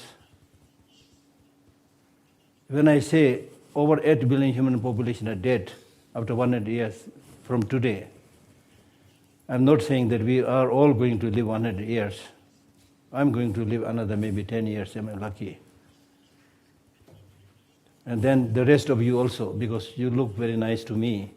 So if I give you some discount, so you will live another 40 years. I can't give more discount. So that's really, this is very important. Then that will make you think, okay, now this is the only remaining year, what should I do? And I've started thinking this is my practice. And that will mellow you. And we'll be regretful for all the stupid things that we have been doing for so long. Therefore, one very important teaching in Buddhism which can be applied in secular ethics is also concentration. Buddha says, meditate, concentration, concentration, concentration, because you are distracted to 100,000 stupid, useless things, especially in today's world. There are 100,000 things to know, especially even in your mobile phone. So once you understand this limitation of your life, then that will make you think, can I afford to waste my life like this? Many people get the impression if you get a little bit of information from here and there, that is very, very important. Right? And I always tell them, yes, information is important, but much of the information that we get today is junk information. I mean, we get caught up in the junk information. We are not able to proceed even to the next level, which is knowledge. Then there is another level which is called wisdom. So information is just like reading all the books about how to build a ship. That's not being able to build a ship. Then gradually, if you get the right information and then get more knowledge, you may be able to build a ship. But still, there's no guarantee how you are going to use this ship. So it's only the wisdom that ensures that the ship does not sink. So that's why we talk about discernment. Through your own personal reflection, meditation, concentration. Yes, this is it. I need to practice this constantly. With our regular food, we have at least 3 times meal, breakfast, lunch, dinner. How about your secular ethics practice? How about your spiritual practice? We are not able to do that because we only fiddle with what is visible, what is physical, and forget about the invisible part. Mind belongs to that invisible form. Therefore, we neglect it. But the truth is, it is the mind which is controlling us. So therefore, you need to really remember how long you are going to live and what are you going to do. Life is to be understood, not to be feared. Death also is to be understood, not to be feared. Normally we get terrified, oh, we are going to die. But in Buddhism we say, death, the ordinary death that we understand is death of the body. There is no death of the mind. Meaning that if you attune and prepare your mind for many successive lives, no problem. So we don't have those understandings. Of course, here probably I'm not allowed to speak about future life because this is secular ethics, right? Just for this life. Just for this life. So just for this life, I'm really going to leave this short information. And I hope this will sink in your mind. If you're thirsty, you need to drink water, but not the whole ocean. You can't drink, no need to drink. So take what is important. It's very important. We are today born as a human being, not an animal.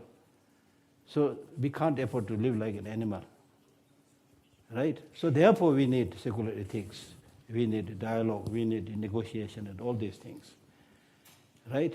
So therefore, I will ask any of the panelists to say whatever you think is pertinent to the practice of secular ethics. I'm not going to ask any particular question. You can speak about the importance of awareness, you can speak about compassion, you can speak about the engagement, the actual practice, whatever, because Dr. Ari, as he mentioned, we know each other more than 20 years. When we were developing this Emory partnership, Geshe Lobsang and myself ended in his room. I'd never forget this. You have been so kind, not only kind word, but trying to help us in every way possible. So we know each other soul so many years.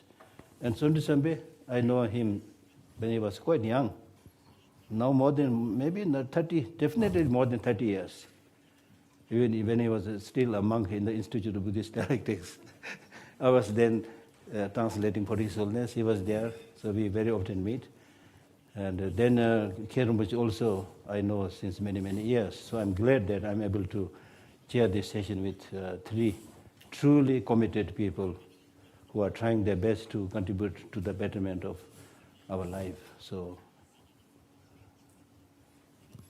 any one of you.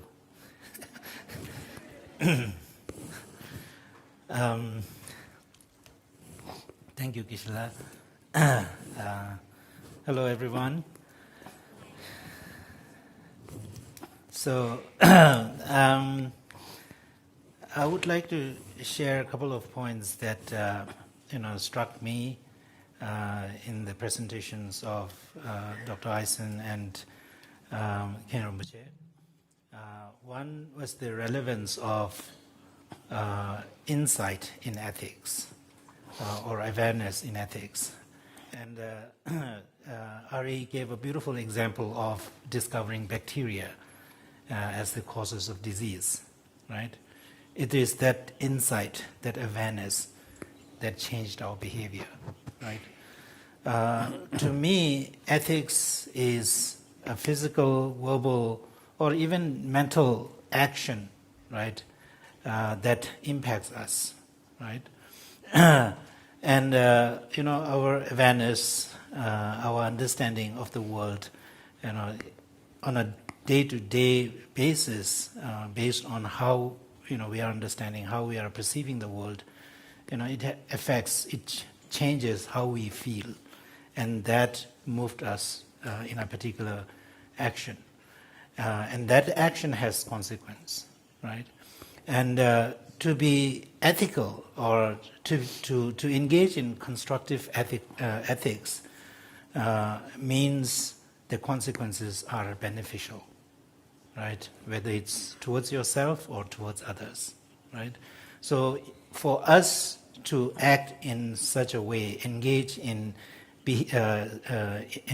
behavior that leads to constructive or beneficial consequence requires an understanding, an awareness, an insight.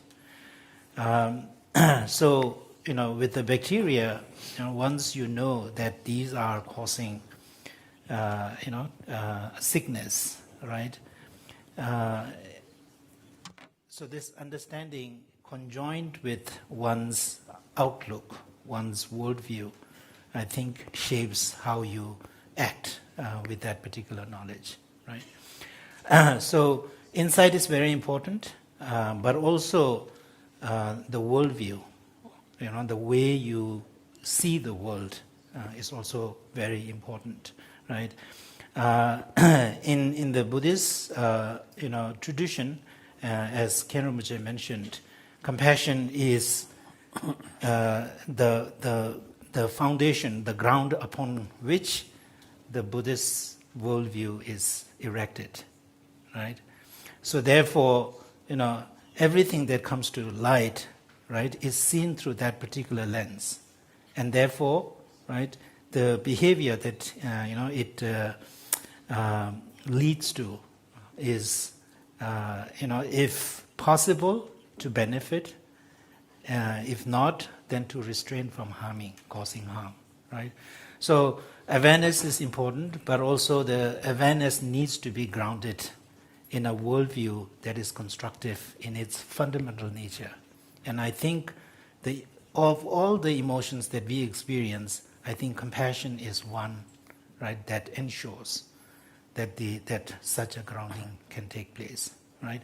So therefore, I am understanding when, Rinpoche was presenting, the importance of compassion. Richard Feynman said that if there were to be a cataclysmic, and then we can pass only one sentence to the next generation, that would, capture all the fundamental understanding of the world, what would that be? And he said that, that sentence would be the atomic theory, right? How atoms are structured, how they function, particles function. If we were able to pass that on, based on that, we can recreate everything. And in Buddhism, that one sentence is compassion. If you have that compassion in your hand, in the palm of your hand, all the values will come. Because compassion by nature is this warm-hearted concern for others, right? And that motivates us to relieve others' suffering, right? So in its fundamental understanding, there is this restraining from harm. And if possible, if you have the capability to benefit others, right? So this grounding for me is very important, especially at this time, to engage in ethics, right? And behavior that will always lead to constructive benefits, positive consequence.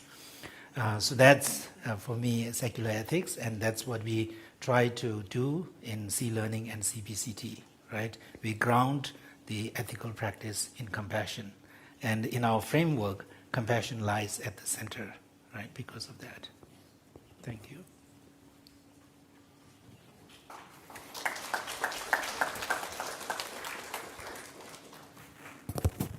Sorry, this microphone doesn't fit me, but I was thinking about what Tsandu was just saying.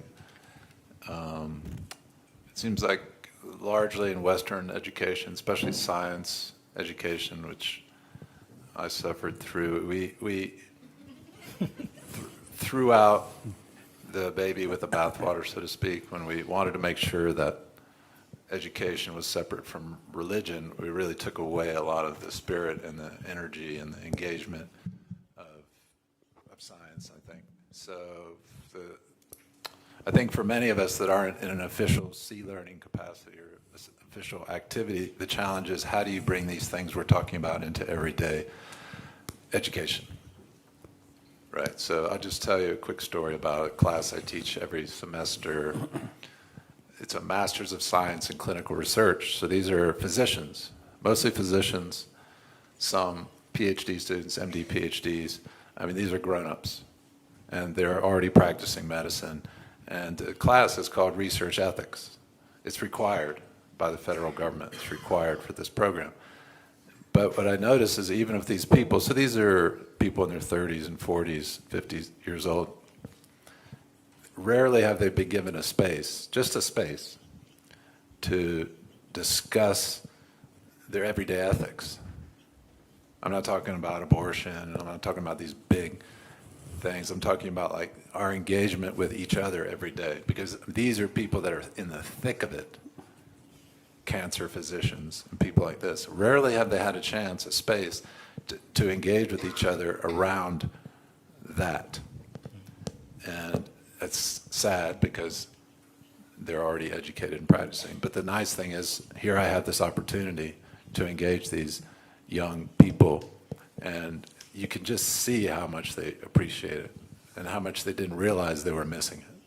So that's the challenge for all of us educators, right? Is whatever we're doing, whether it's kindergartners or physicians or grad students, how do we bring these things into whatever we're doing, right? That's the challenge, especially for the sciences.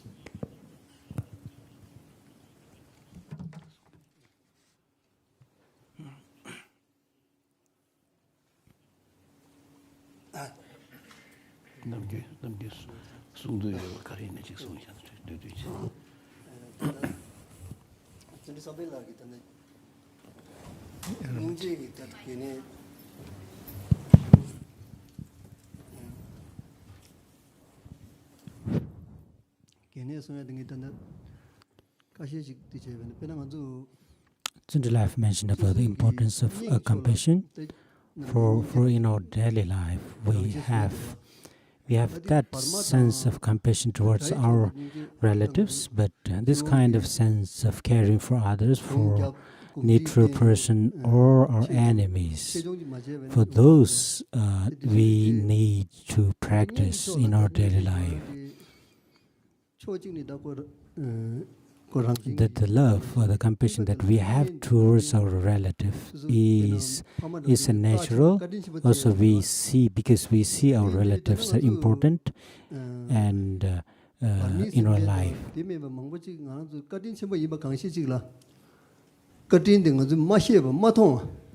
Also, like for neutral person, for enemy, they are very important to our life, but we were not able to see their importance of life. For instance, we are here in this library and work archives having this event or conference. We have this great facility, and also people from all over the world can watch this conference.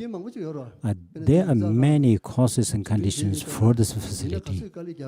For instance, for this facility to build up, many people have contributed. And also for this technology that we use here, many people have thought about that and they have contributed a lot. And in our daily life, we cannot see this kind of reality in our life. If we can see this kind of event in our daily life, we can appreciate more for the contribution. For instance, we have gathered here many people coming from all over the world. Some people took flights, bus or cars, and also everything that facilities or conditions that we have or we enjoy every day is because of other people's contribution. So if we think in this way, we can extend our sense of compassion to other people, crossing beyond our sense of compassion to relatives, towards other neutral or animals as well. So for at the moment we see that we use a lot of things without thinking about other people or the future to use or waste so much thing. And if we think about all of this, we sometimes we cannot even appreciate the facilities or the condition that we have. So we need to think about the future generations or how we can help, or we need to think how the future generations will survive. And we see that if in the case of a secular or the ethics level, we see that because of the technologies, and we see that there is a great potential of danger of declining our moral values. So we need to think about the responsibilities that we can take to ensure that these are reinforced. So we need to think about the view and the commitment of His Holiness towards the secular ethics. Taking advantage of being the chair, I'm tempted to put two examples. The first example is why we need secular ethics. Second, why awareness is important. Many of you must have listened to some of my talks. This is going to be repetition, but for the benefit of others, I'm going to say this. Immediately after the birth of the child, the first thing that the child does is what? Crying, right? American children, Tibetan children, Chinese children, no difference. First thing is crying. That cry is the only language available at that time. So by crying, what do you think the child is asking? I am 100% sure the child is not asking for a lengthy discourse on Buddhism. Thereby any religion. So in a way we can say the child is asking for secular ethics. I'm saying this because the child is, as I said, definitely not asking for a lengthy teaching from any religion, but the child is asking for somebody's love.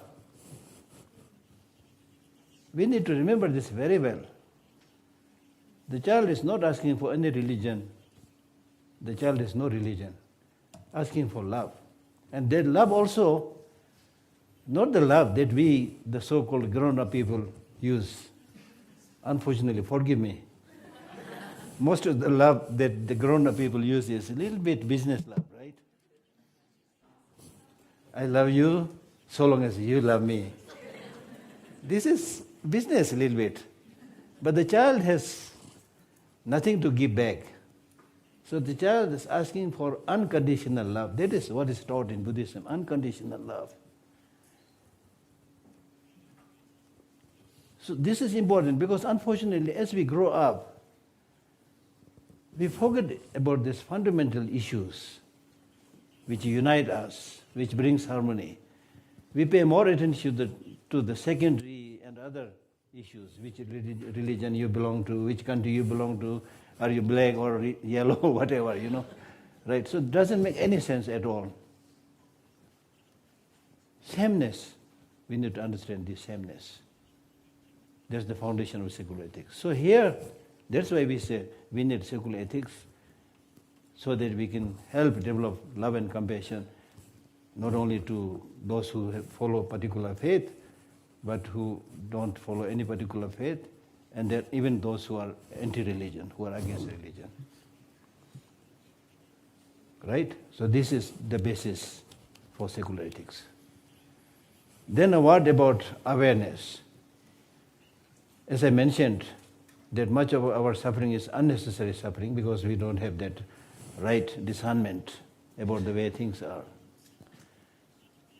And my finding may be wrong, I don't know.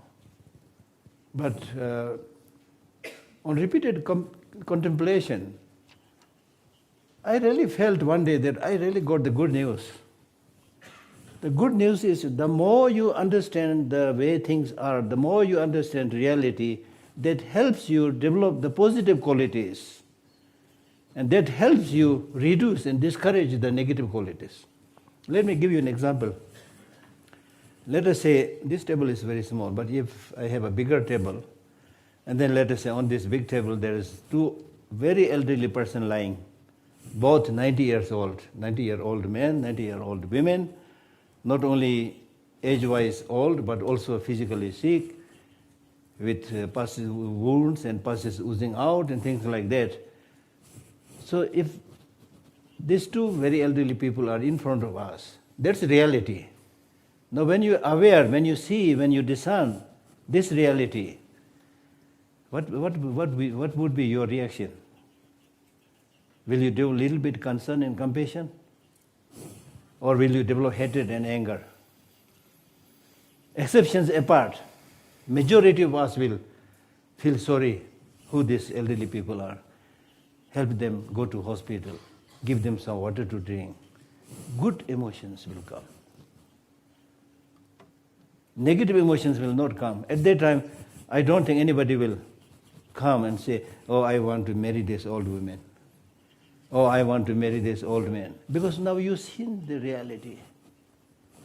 Where love is needed, support is needed, help is needed, negative emotions like hatred, anger, jealousy, attachments are not needed. It will not come. That's why when you read Buddhist teachings like that, then you imagine that, oh, your body is made up of flesh and bones and things, and then right from the top of your head down to the sole of your feet, you should scan, do the body scan. What will you find? Is there anything that you develop so much attachment? Is there any reason to develop so much hatred? That's why the Buddhist teachings say you don't have to kill people, they'll die. This all will come because of discernment. Really. The problem with us, we are unable to meditate, we are unable to concentrate, we are distracted here and there. If you spend a little bit time for all these important things, discernment, then you will see, poor people, they are all going to die. Poor people, they all have suffering. They all come here with nice presentable form. I had this personal experience. Once I was requested by the medical institute to accompany one of His Holiness personal physician. He was invited to visit the 4 Scandinavian countries. So I was requested to be the translator as well as the dispenser of the medicine, almost like compounder, So I went with him. So when there's different people come to see the doctor, when they are coming in, they all really look like you all. They look really nice, you know. The ladies come with the handbag here and then high heel shoes and tag. Men also like nice clothes, things like that. They all look nice. Happy to see like that. But when they sit down before the doctor and the doctor starts diagnosing the pulses, believe me, everyone has at least 3-4 different problems. And in our regular conversation also, when we do the first pleasantries, exchanges, how are you? Very good. All is good? Very good. Then you spend more time. Then there are stories. Right? So once you understand that, just by understanding that you will not become completely perfect in compassion and things like that, but that will change your attitude. Even if you pick up a fight with somebody, get angry with somebody, immediately you will be able to forgive and say, sorry, I was angry, sorry. What a big deal there, you see. So what is missing is repeated practice, repeated contemplation. What should I do if today is my last day? Something like this is not to unnecessarily frighten us.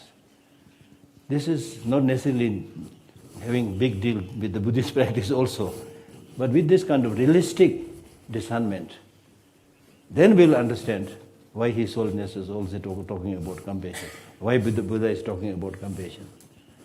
So much, you see.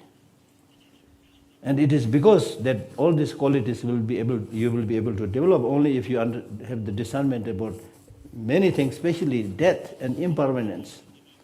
So that's why the first teaching that the Buddha gave us on impermanence, the last teaching that he gave us on impermanence. Because if you don't think about that, you will not plan to make a move. You will only plan to stay. Now I need to build a swimming pool. Now I need to buy the latest car. I mean, okay, you can do it so long as you don't have attachment, it's okay.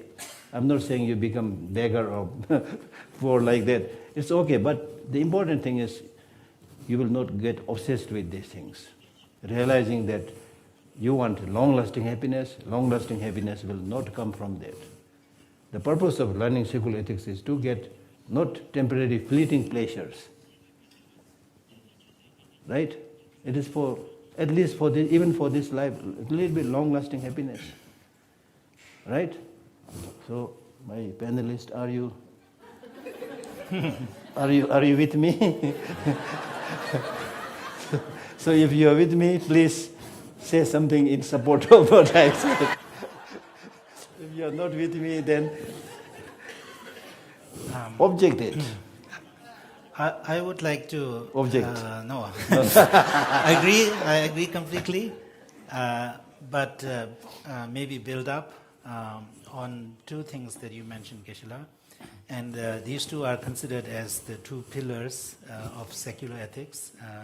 In C learning, we identify them as two pillars of secular ethics. One is what we call recognizing common humanity, right? We are feeling people, right? And there are feelings that we want, and there are feelings that we don't want, right? And this is same with all of us, right?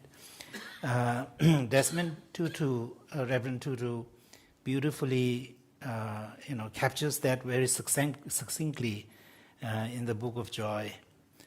Pain is pain, and joy is joy, right? This is such a simple statement, but do we really understand that, right? Do we really understand pain is pain, right? And joy is joy? Well, when it comes to my joy, it is joy. When it comes to my pain, it is pain.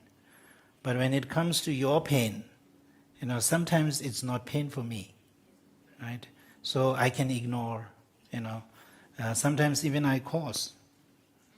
And similarly with joy, right? When it comes to your joy, I don't care much based on what our, relationship is, right? So when we really understand, truly understand that joy is joy, that your joy is joy, my pain is pain, your pain is pain, truly understand that, then it'll move us to do something for the others, right? And that's the, I think, strength or power of common humanity, recognizing common humanity. When you are able to see that, then it can move you. Then it can, bring up this, emotion, right, to do something for others, right? So His Holiness, considers the recognizing common humanity as one of the two pillars. The other one, as Geshe-la mentioned, is this concept of interdependence, right? That nothing on my body right now, right, is produced by me, right? Not even my body itself, right? So, every cell in my body, it's a creation that came from others. And, when we are able to see that, then how can I not care for others? Because my well-being is completely 100% dependent on others, right? So this insight, right, that interdependence can, bring in us. The insight alone is not enough. It needs to transform into conviction, right? Awareness that can move you, right? And it can move you when it becomes a conviction. And having conviction alone is not enough, right? Because, conviction can disappear, it can fade away, right? If you don't continue to nurture it. So therefore, mindfulness is so important for the practice of secular ethics. You gain insight, you can transform that into conviction, and then you engage in that, you recall that conviction, right? You remember that conviction. Mindfulness is remembering, right? So if I'm able to remember that you all are so important for my well-being, every day, every morning, maybe 5 times a day, then that can change my behavior. That can change how I feel towards you, right? And then whatever comes out of me would be ethical, right? And that ethics is not grounded in faith, right? It's not grounded in a belief in reincarnation or karma or a higher being, right? That ethics is grounded in how I see myself, how the reality that I see, right? So these two are considered as two pillars of secular ethics, and it has such a power in it. Earlier, Rinpoche was talking about Buddhist view and Buddhist action, or Buddhist view and Buddhist behavior. Buddhist view of dependent origination and Buddhist behavior of ahimsa or non-harming. And that is understood as compassion, right? So when you have this kind of insight, and that insight becomes your lens through which you see the world, right? It can change you. And whatever comes out will be, helpful, constructive, beneficial, right? And compassionate.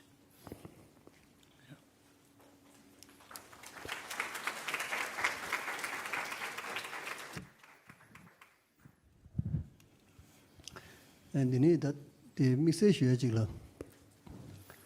that the dina that Sangju Zamaling Kapi specifically to develop was brave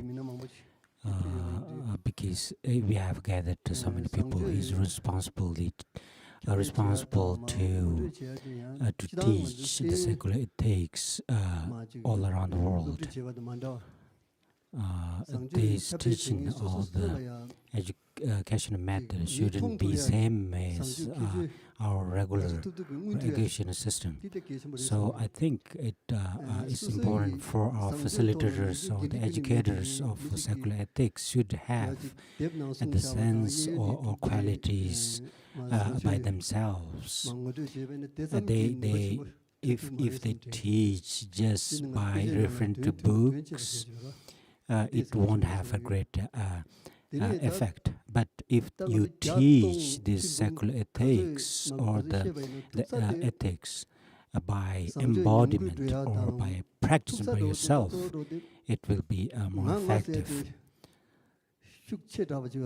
So I think one of the main causes of our ethical conduct declining in the ethical conduct is the unlimited or the endless self-grasping.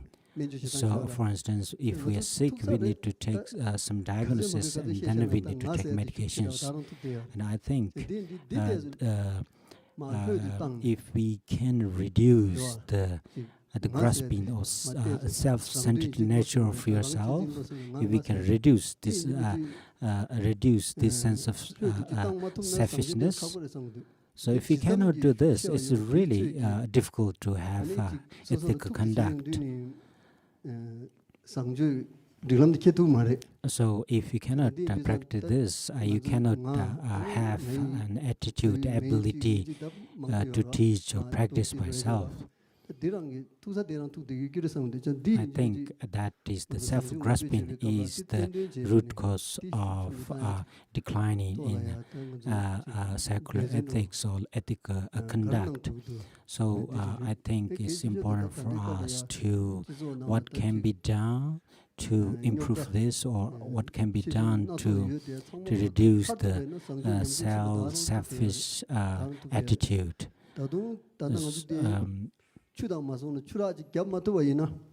If we cannot have a water dam to stop the water, if we look on the things that are happening online or so, if our ethical values will decline in the future, we will see the difficult consequences, and our future generations will have difficulties in the future. So I think individuals or societies and organizations need to use this value of His Holiness's point of view and his commitment to secular ethics. We need to work hard on these to spread the practice or the teaching of secular ethics in a wider community. So in the monastery itself, monastics, they study for 20 years in Tibetan Buddhism, and then they do research, and we see the monastics are doing research to help to improve the ethical conduct in the world. Also, we need to the monasteries and monastic or the Buddhist centers need to take a great responsibility or action to spread His Holiness commitment toward a wider public, or wider people. So recently,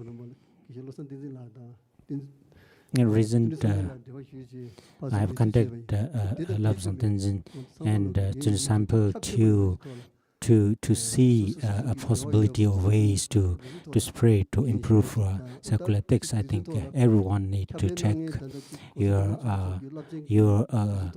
responsibility on your capability to work on the commitment of His Holiness. So at the moment, I still feel we still lack of people's power to spread or improve this kind of secular-based education system. So I think we need more people, and everyone need to take responsibilities. So we have many people gathered here, and also many people couldn't come as well. So I think we need this specialized education and to train future generations is really important. I think it is a responsibility for everyone to work on this.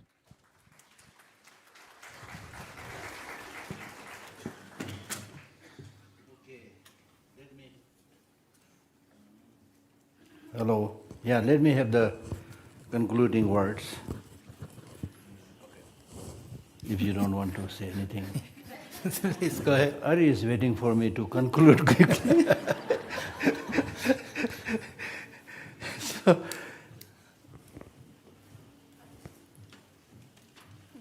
when we talk about compassion, we are talking about having compassion based on wisdom and discernment. I think this is extremely, extremely important. Why this is important? Because compassion and non-violence are not sign of weakness, sign of strength. Easier said than done. I'll give you an example. Why Tibet lost its independence? In a way, we are supposed to be practicing compassion there. And then the compassion was very interesting compassion. You are not able to defend your own country. So the question arises, yes, it's extremely important to be compassionate, but don't be a softy. Don't be a doormat. You should be able to defend yourself because you are more important than the torturers, than the oppressors. You have every right to defend yourself. How are you going to defend yourself? That is another question. I don't know whether this is really taught in secular ethics or not. Or maybe I'm saying something stupid which is not related at all. But for me, this is a big concern. Resilience, yes, resilient. Compassion, yes, compassion. Patience, yes, patience. So how are you going to defend all these good things that you are talking about? How are you going to defend your own country? How are you going to defend your own home, your family? There are two possibilities here. One, if you are really, really dedicated practitioner who doesn't care about your personal, I and ego, whatever, okay, if it is good for me to be killed, let me be killed. If you have reached that kind of very high practice, then this is different. But we have not reached that state, and in fact we are not talking about that level of secular ethics in our day-to-day life. So how are you going to defend yourself? That really bothers my dear head. So please give a thought about this. And that's why a question is raised in His Holiness's book, Beyond Religion also. Why compassion is the foundation of secular ethics and not justice? Because sometimes just talking about compassion and compassion and compassion, you may not be able to do the justice for many things. Right? So this is supposed to be food for you to think. And similarly, there may be, it's wonderful that you are so committed to His Holiness teachings and all those things, but you should also rack your brain and say what is feasible, what is not feasible, what possible problems are there. Right? Right? For example, if you look at the present world, I strongly believe the majority of the population of the world are humble, nice, good people. But we are ruled by stupid leaders in many cases. And we are dancing at their tune, helplessly. So is this something that we are going to let the leaders do that in the name of secular ethics? Okay, we practice secular ethics. You do whatever you do. So there are still a lot of room for thinking in terms of practical implementation. Right?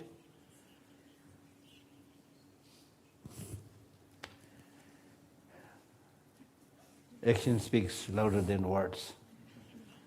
So action is important. That's why these days I repeatedly say, yes, ignorance is the source of all problem, but the second big problem is lack of action.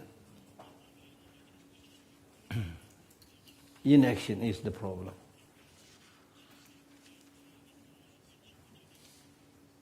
Right? So, thank you very much. May I add one thing quickly? So I don't know whether you guys heard this in Geshe-la's presentation. He talked about finding your starfish, picking it up, and dropping it in the ocean. This is based on a true story, right? Where a boy saw a lot of starfish on the beach, and he started putting them back into the ocean. And then an adult came and said, "What are you doing? You won't make any difference. There are thousands of starfish on the beach." And then the boy picked one and put it back in the ocean and said that I made a difference for that. So Geshe-la earlier was asking us to find our starfish, right? And then pick that up and drop it in the ocean so that you can make a difference.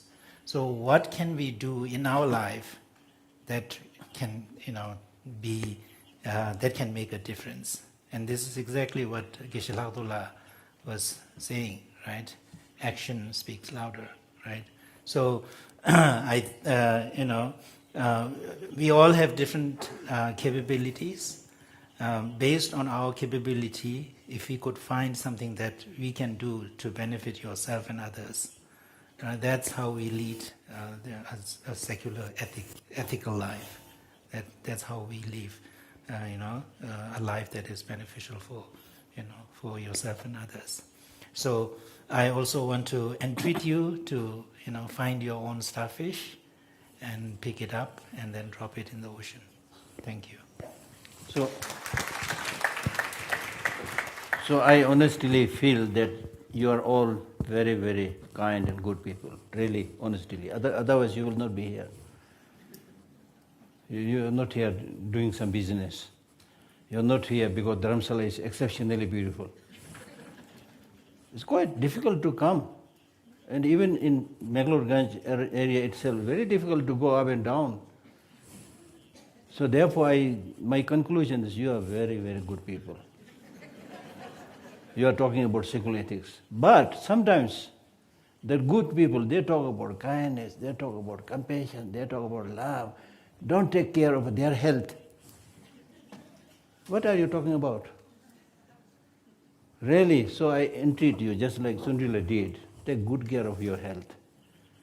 Why are we making repeated long life offerings to His Holiness? Because He is important. We may not be as important as His Holiness, but on our own level, I think you are very important. So please take good care of your health. Thank you.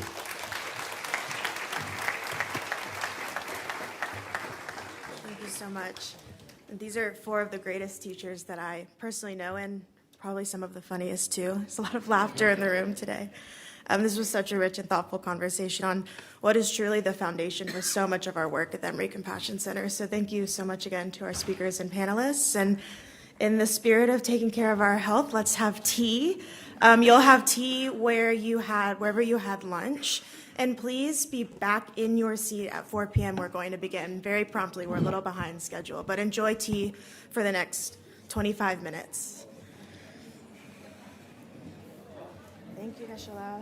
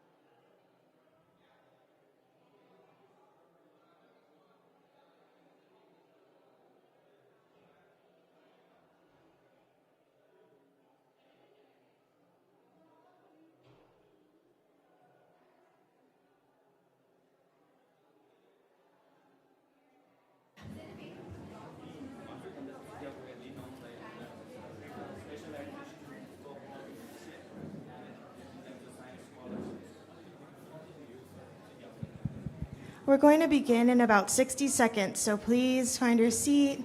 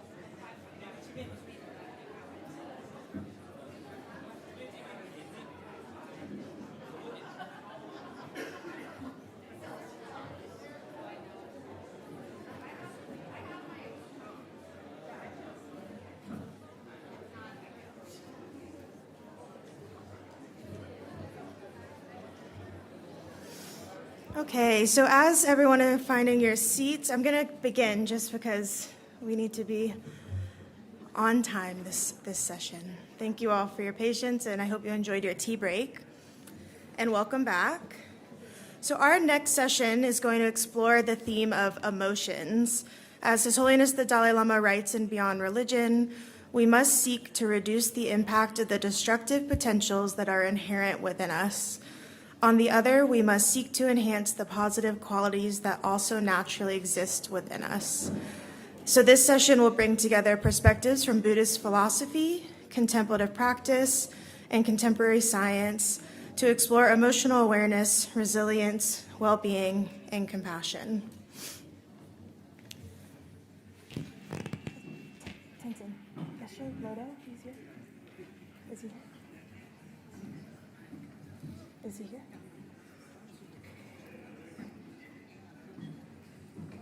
Okay.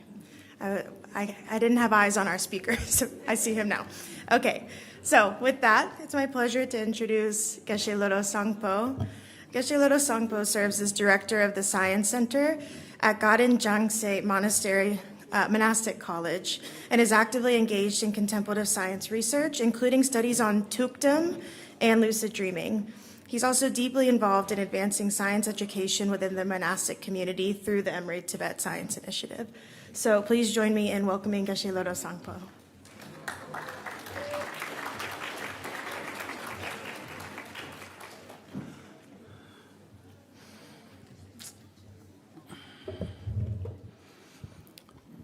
Good afternoon, everyone. First of all, I want to express my heartfelt gratitude to the organizers for providing this wonderful opportunity. My name is Lodi Sambo. I'm from Gandhi Monastery. I'm here to talk about emotion from a Buddhist perspective. And for that, I have prepared this outline: nature of emotion, causal process of emotion, transformative nature of consciousness and emotion, two-way system of emotion from scientific perspective, scientific findings, altered state of long-term meditators. And this quote from Universe in a Single Atom by His Holiness the 14th Dalai Lama. The reason I quoted this statement is I think it really kind of raises some kind of fundamental question when it comes to studying or investigating emotion.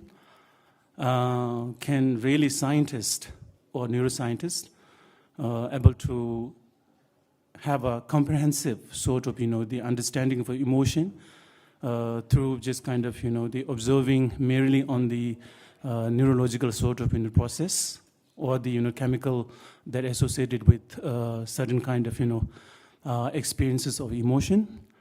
And from this kind of the observation, this sort of approach, investigation, maybe scientists can really able to identify biomarkers associated with certain kind of emotions, and maybe able to give detailed informations of the detailed explorations or the understanding the missionaries of the emotions, and not, and maybe fail to understand the feeling component of it. Emotion, at the end of the day, it is just kind of experiences, not just kind of chemical reactivity. Therefore, to have a proper or the comprehensive understanding on emotion, I think to include the experiential kind of component, maybe first person's kind of the approach is essential. Therefore, I thought this is important. And then second, here I also cited a quote by His Holiness Dalai Lama from his book, Beyond Religion. And we usually split emotions to different categories, positive or negative. And this categorization of the emotion also depend on from what kind of basis we make the evaluation or the judgment. Emotions can be categorized either by their natural internal mental state or by the result that brings in all kind of mental stream or the behavioral expressions when we are predominantly driven by certain kind of the emotions. This statement is more kind of secular context because from the Buddhist kind of spiritual perspective, we usually see attachment as a kind of the destructive in nature, but here attachment, anger, and fear having some kind of dual aspect, destructiveness and constructive, and of course attachment really has kind of the beneficial sort of an aspect to building kind of bond between human to human and collaboration and community building, all these things. I think when we understand emotion, particularly their kind of the nature, I think it is very important to understand from what context we are just kind of talking about.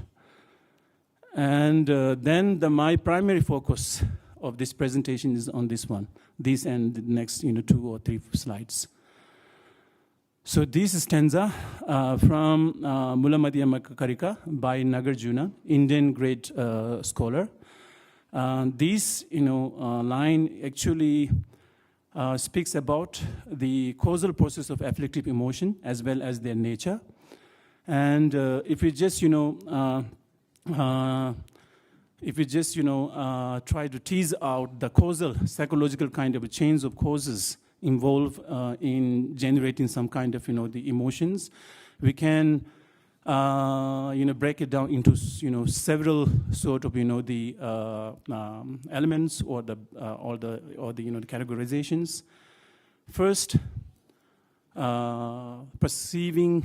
misperceiving emptiness. What it really meant is that, on the very fundamental level, when we perceive anything, when we have a perception of any kind of an object, in that modes of kind of the perception, we or mind naturally or innately tend to see things having their intrinsic sort of the objective absolute nature, and through that kind of the fundamental kind of perception, it is a little bit sort of distorted perception, and we tend to see things having things are being independent, permanent, and having intrinsic sort of absolute from the object themselves. Therefore, on the very foundational kind of the perception, there is a distortion from the Buddhist perspective, and then that kind of distortion. Really, on that foundation, what arises is the sometimes it is translated as a mental fabrication, or sometimes it is translated as inappropriate kind of the attention. So when we see things, we just don't see things. Actually, immediately we start fabricating assumptions about it, just because of our past kind of habits or the biases, and we start projecting. Fictional kind of characteristics onto reality, and because of this kind of the mental fabrication, What arises is the conceptual thought. The conceptual thought categorizes our experiences, and this is where our mind actually splits reality into two sort of the opposites: pleasant versus unpleasant, good versus bad, self versus other. And at that very moment, when this conceptual thought draw some kind of a hard line, between self and other, and pleasant and unpleasant, or the good versus bad, it really establishes stages in emotional turbulences. For example, when we categorize, when we see thing, when we categorize as a pleasant object, immediately we develop some kind of an attachment, try to possess it and wanting it, and through that kind of wanting, we chase it in repetitive kind of manner, and we never get satisfaction. So we trap in that kind of loop. So that is some kind of an attachment, how it get generating your mind stream through this kind of a process, what is spoken in Buddhist kind of the philosophy. And then when we see objects categorized as some kind of unpleasant, we immediately develop some kind of the aversion, not wanting and avoiding and destroying it. And because of these afflictive emotions, it really make us compelled to commit action. In Buddhist term, we talk about the karma, and through that way, of course, we trap in the suffering. That's what cyclic existence, samsara is. So in this process, from the Buddhist kind of philosophical point of view, it describes how emotion get generated. Particularly in this context is the afflictive emotion. How it get generated in our mind stream, and how it leads us to engage in many unwanted sort of the actions. Since this is the case, then if we are really serious about tackling afflictive emotion, then Nagarjuna, here I have also another quote by the Nagarjuna from the same textbooks, Mulamadi Makakarika. And Nagarjuna emphasizes that if we are really serious to tackle the afflictive emotion, to stop the afflictive emotion, then simply buying, suppressing, or changing environmental kind of the circumstances will not help. What we really need to do is to break that kind of cycle, break that kind of loop. We need to really target the root causes. So where it comes from, where it originates, that kind of afflictive emotions. So here, as it's stated in this, through eliminating karma and affliction, there is a liberation. Liberation is a more kind of, maybe not something that we should talk in the, secular sort of context, but more kind of from Buddhist kind of, the perspective, and spiritual kind of perspective. And the karma and affliction come from conceptual thought. So we can see the process. And if we are really, to tackle the afflictive emotions, then we need to change at the level of the, the misconceptions, perceptions, and seeing things are not, independent, and everything is interdependent, interconnected. And as as these, the previous panels talk about, whatever we have within our mind or body is coming from the others. Not, we sometimes, generate some sense of proud or self. I did this and I did this and that, but actually, everything is done by. Of course, there is a little bit of your contribution, but actually coming from the other people, or the kind of other kind of the external sort of the circumstances or the conditions. Therefore, seeing the emptiness or realizing the emptiness really stops mental fabrication to impose to really impose exaggerations, and as a result, conceptual kind of the thought process loses their rigid the polarizing kind of labels, and as a result of that, the afflictive emotion loses their kind of fuel, and we will not be then we will not be, accumulating any kind of negative, sort of, the actions. 3 minutes, okay. Okay. And then I want to talk, a little bit, this one, and actually this previous, panel discussion touched on this point very succinctly and very profoundly. So the designment, or is as I said before, it is an intellectual or analytical kind of the faculty that enable us to see things more deeper or wider sort of the perspectives. At the same time, it really forces us to see that our own well-being is very much dependent the well-being of other people, and at the same time, the cold designment may lead to some kind of rigid intellectualism or the cynicism, as Sundula was saying that this in discernment or this intellectual has to be grounded. So that one comes from the compassion.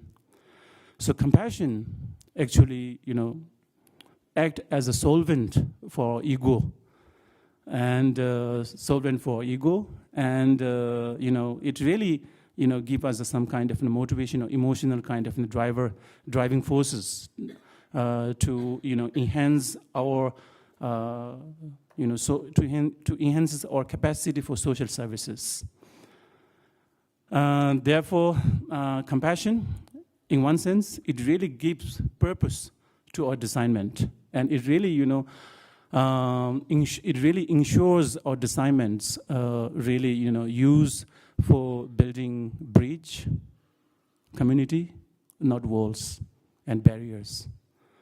So compassion and designment reinforcing each other, and that's both of these are very crucial. And maybe I'll skip this one due to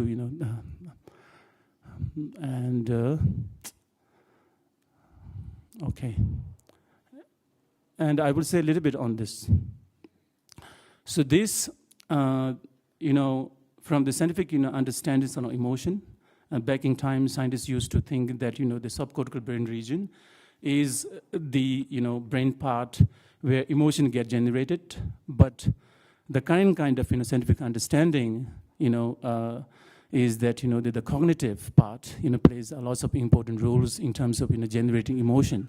So this one, goes along with what I was, trying to say from Buddhist perspective. So I will refer this to Professor Nashlok Robin. He's an expert on it. And then, okay, I want to end my, presentation by this quote. I saw a small kind of clip by the J.B. Pritzker, and I found this one is a very profound and deep. The quote, "I have found one thing to be universally true: the kindest person in the room is often the smartest." So you see the compassion, emotional intelligence. To be kind is not easy. It has to have lots of, the courage. It has to have lots of, emotional, intellectual sort of, intelligences. So, and His Holiness Dalai Lama said that my religion is very simple. My religion is kindness. I will end my presentation with that note. Thank you so much.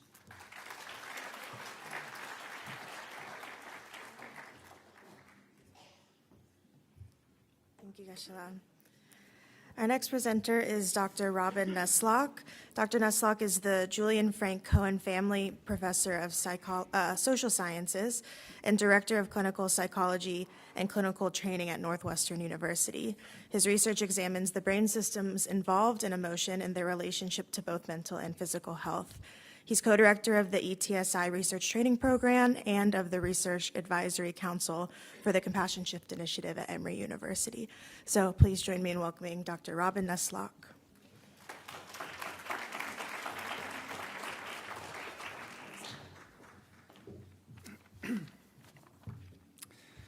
Well, thank you so much, and it's such a privilege to be here. And as Hannah alluded to, I'm a professor at Northwestern University, but really I think the role and job I most adore in my life right now is to work on the Emory Tibet Science Initiative. For me, the Emory Tibet Science Initiative is really fostering a cross-cultural conversation and collaboration on nature of mind, on nature of matter, on nature of compassion, on nature of ethics.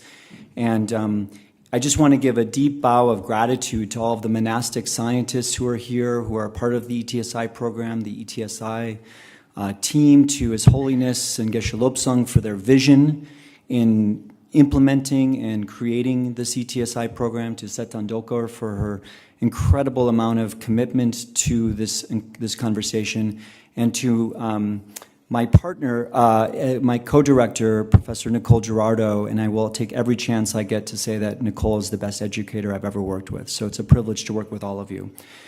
Ari had this wonderful statement, which is that by Lobsang, in which Lobsang said, "I study science to be a better Buddhist." And I would say I study Buddhism to be a better scientist. And hopefully that thread will become clear in my conversation. So in my work at Northwestern, I use the tools of human neuroscience to study how the brain creates emotion and how those brain systems are implicated in both mental and physical health. And in being asked to give this conversation today, I took some time to reflect on 6 insights on the emotional brain that I thought aligned with our understanding of Buddhism. And so my goal in this conversation is to find threads between academic brain science and contemplative traditions in points of convergence. And I'd be interested in exploring this more in the question and answer session. So in the field of kind of academic science, I would define a feeling or an emotion as this kind of feeling state that moves us toward or away from something. So a very basic sense, a very old sense of moving us toward or away from something. And in Buddhism, there's the concept of feeling as a mental factor. We have pleasant, we have unpleasant, we have neutral feelings. And so these feelings are kind of these basic foundational senses of moving us towards or away various things. I want to give a brief primer on the emotional brain just to set the foundation for my conversation. Don't worry too much about the brain regions, but focus more on the themes. The first brain area that I want to talk about is an area of the brain that's involving processing threatening stimuli or more aversive stimuli in our environment. And often you could see this as being related to anger or aversion, but also the emotion of empathy, which I'll talk about later. And this is the amygdala. This is kind of an area that's involved in stress processing and stress physiology. A second area of the brain is more involved in processing positive emotions, kind of getting us up off the couch to go pursue rewards that we have in our environment. And this also is a brain area that's implicated in craving and attachment. But on the flip side, I would say that this is a critical brain area for compassion, and I'll try to make that point a little bit later. And the final area of the brain that I'll talk about is called the insula. And the insula for us is an area of the brain that's very much involved in feeling emotions in the body. So one of the things that I'm very interested about is the synergy between mind and body and the state of emotion. And the insula helps us kind of have these feelings in our body, and they're very important for feelings like empathy and compassion, and I'll talk about this in a moment. And I'll highlight that all of these, I think Sangpo said it well in his quote of the Dalai Lama, all of these regions are involved in more gross emotions that we might kind of think of, or kind of neurophysiology. But, an important part is to recognize the limitations of just understanding a brain area and its role of emotion. And I'll be talking about that as well. And the final area that I'll talk about that's really critical, and it aligns with Sangpo's perspective, which is that cognition is very important in emotion. And the more I study Tibetan Buddhism, the more I deeply appreciate the role of thought in modeling emotion and various things like that. So, point number 1, the next portion of my talk will be just going through 6 points that I think highlight the points of connection between academic science and Buddhism. The first point is that emotions matter. In the history of Western or Euro-American philosophy, emotions have really been suppressed. Going back to Plato, to Kant, emotions have been seen as something to get over, right? So in this picture of Plato's allegory of the chariot, the idea is to use reason to suppress emotion. And one of the many reasons I love Tibetan Buddhism is, yes, there's a major component of using reason and analytics to kind of navigate emotions. But in this particular tradition that I'm learning, the goal is to use reason and analytics to enhance compassion. And as Sandula and others talked about in the nature of ethics in the symposium earlier today, compassion is the foundation of ethics. Whereas in a lot of kind of Euro-American philosophy, reason and rationalism is the basis of ethics. And so I think the first point I want to make is that emotions matter. We know that emotions matter. If people have damage to emotional brain areas, they're not more compassionate. They're not more rational. They're actually fundamentally acting irrational. So emotions are foundational to rational processes. The second point I want to make is that how we feel affects everything else in our brain, how we see, how we perceive, how we think, how we interpret the world. This is a wonderful image that was made by a friend of mine. It's a computer model of all of the outputs of the amygdala, this area of the brain involved in threat processing, to the rest of the brain. And the point I want to make is that there's direct pathways from the amygdala to portions of the brain that are involved in perception, portions of the brain that are involved in sensation, portions of the brain that are involved in cognition. Emotion touches all aspects of our brain, and it's important to recognize that emotion and cognition are not separate. They're involved in a very important dynamic dance that's important for regulation. What's also interesting is that we're learning more about how fast emotions happen in the brain. So this is a kind of a complex figure, but the point I'm wanting to make is that there's direct input from the retinal cells of our eyes down to our emotional brain areas, such as the amygdala and the insula and these other areas. These are very fast processes. And practices that are, kind of involved in your tradition of facilitating compassion and emotion are really going to affect those very fast processes in critical ways, and also the way we think about the world, because I think emotion often colors the way that we perceive the world. It was Sangpo and I did not communicate about this next slide, but it's the exact same slide, and I love the fact that Sangpo and I are talking and thinking about the world in such a synergistic way. So the third point I want to highlight is what we think about the world affects how we feel, and I think this is really a nice touch point into the role of analytic meditation in both managing distress but also fostering compassion. Historically, in the field of cognitive neuroscience, it was thought that a region like the amygdala or the ventral striatum or the insula, these other areas of the brain that I briefly introduced, that they cause emotions, and we just kind of are at the whim of our particular emotions. But there's growing evidence that how we appraise, how we cognitively interpret, how we cognitively frame emotions are critical for the experience of emotion. That one person might feel their heart beating and their amygdala active as fear, another person might experience it as excitement. One person might have a feeling of panic, another person might have a feeling of adventure. It also highlights the important role that culture plays in the experience and framing of emotion, because how somebody interprets their own environment and their own experience plays an important role in framing what the actual subjective experience is of that particular emotion. And so cognition matters, and again, I'm so increasingly moved by the role of analytic processes and meditation and discernment and all of the wonderful ideas that have been discussed today and the critical roles that those play in actually framing, shaping, navigating, and enhancing our emotional world. Fourth point. What's interesting is these beautiful ideas of impermanence, interdependence, dependent origination. There's no area in our brain where we exist. There is no self in the brain.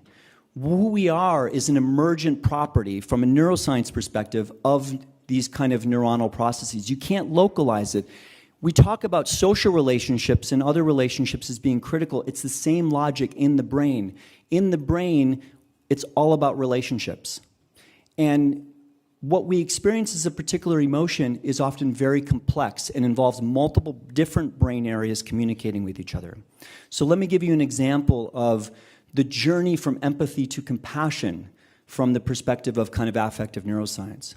So in contemplative traditions, empathy is often seen as a necessary ingredient in generating compassion. So empathy involves feeling another person's experience, seeing another person's perspective, almost imagining yourself in that other person's body. And we know that these cognitive areas of the brain, don't worry about the terms, it's more about the kind of take-home point. These cognitive areas of the brain, prefrontal cortex and other areas, really help us kind of imagine what it's like to be in the mind of another person. Clearly an important ingredient to empathy. We not only see another person's experience in empathy, ideally we also feel another person's experience. We have that sense of actually feeling what it's like to be in another person's brain and body. And these are two areas of the brain that I discussed earlier that are really important for feeling another person's emotional experience. But what's interesting about these brain areas is they're part of the pain matrix. So empathy is often seen as feeling another person's pain. That, through my kind of learning from you all, that's different than the experience of compassion, where compassion is the sense of I feel another person's pain, I see another person's predicament, but I'm motivated to actually engage in these kind of behaviors to help, help out and facilitate reducing the suffering of another person. And I'm not in any way trying to reduce compassion here to these motivational brain areas like the ventral striatum, but I want to pull on research showing that as people switch from empathy to compassion, that motivational area of the brain does become more active. This is the work of Tanya Singer, highlighting the fact that the active engagement, the active desire to resolve and reduce another person's suffering is really important from a brain perspective. And I think aligns with the Buddhist concept of moving from empathy to compassion, moving from feeling another person's pain to the desire to actually resolve or help another person who are in pain. My dear friend and colleague Rob Roser does beautiful work on development, and I think it's also important to recognize that these brain processes go through complex developmental arcs, and what's compassion at one point in time of a person's life may be different at another person's point in time. And I think programs like C-Learning and CBCT really highlight the important capacity of these various training programs to enhance compassion across the developmental arc. I also want to, recognize the fact that CBCT and C-Learning and programs that are designed to enhance compassion and emotional health, one of the brilliant components of it is it's not one ingredient. It's many ingredients, and that aligns, I think, with the point I was trying to make earlier, which is that, a complex emotion like compassion or empathy involves multiple processes coming together. And so I think if you're going to work on changing a person's feeling of empathy, compassion, etc., it's important to take multiple inroads to try to address those particular processes. And in the past, I've presented this, and I'll say it briefly here, but that different psychological and neural systems may correspond to different constituent parts of, say, CBCT. So in thinking about the stability practices of CBCT, perhaps we're addressing brain systems that are involved in threat processing and kind of attenuating threats so a person feels safe in the world. In promoting discernment and mental kind of emotion regulation and analytic processes, maybe we're engaging the cortex in ways that really help a person navigate the complexities of the world and kind of, regulate their emotions in optimal ways. And finally, through the act of facilitating compassion, the act of compassion has been shown to engage these brain areas associated with positive emotion and rewarding emotions. And so something like C-Learning or CBCT is a multi-ingredient intervention that nicely addresses the complexity of the brain in terms of facilitating change. The fifth point I'll make is that brains are wired for social relationships. And this is nicely summarized in many different writings. This is one book by Daniel Goleman. But we heard this wonderful talk last night about kind of cooperative evolution with Geshe Lobsang and Geshe Lakdor, and how we kind of evolved these processes for cooperative, processes and cooperative relationships. And I would say that social cooperation evolved in the brain and co-evolved in the brain with places of the brain that are more involved in threat processing.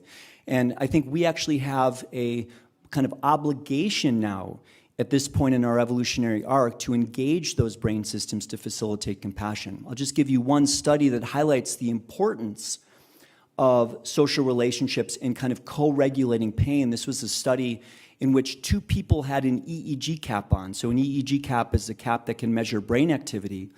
And what they looked at is they looked at the correlations between two brains as one person was exposed to a painful physical or emotional stimuli. And if two brains were correlated with each other, that is, they were physiologically in sync. We all have met people in our lives where we just feel in sync. The person who was exposed to emotional or physical pain actually experienced less pain. So there's this kind of component of the social relationships in our brains are not only about cooperation or kind of survival, but they're also about empathy, compassion, and helping others experience various positive emotions and reducing negative emotions. And the last point I'll make is that this is something that I've learned from you all, that compassion and well-being are skills. Yes, we're born with a certain genetic predisposition. Yes, we're born with psychological temperaments.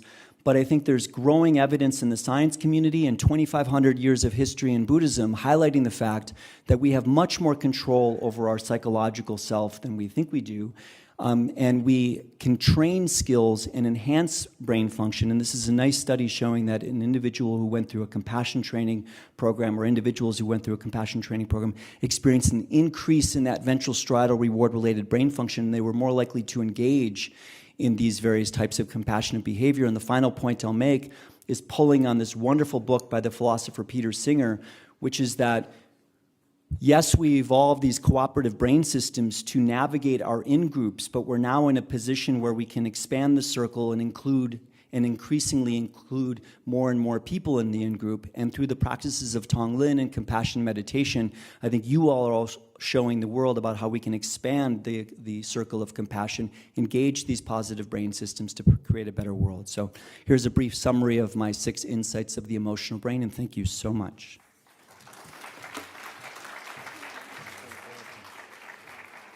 What do you want? So I'll go ahead and invite our panelists to come up. They're going to mic you here on the stage. And thank you, Dr. Neslock. It's always so wonderful to hear you speak. So we'll move into the panel discussion portion of this session. Welcoming back Dr. Neslock and Geshe Lero Sangpo. But we're also honored to be joined by our chair for this panel, Dr. Nicole Gerardo, who's the director of Emory University's Graduate Division of Biological and Biomedical Sciences and a longtime contributor to the Emory Tibet Science Initiative, and as Robin said, one of the greatest teachers. And joining the panel as well is Venerable Tenzin Rabka, science teacher and former director of the Science Center at Drepung Gomong Monastery, and a graduate of the Tenzin Gyatso Science Scholars Program, our ETSI program at Emory University. So please enjoy the panel.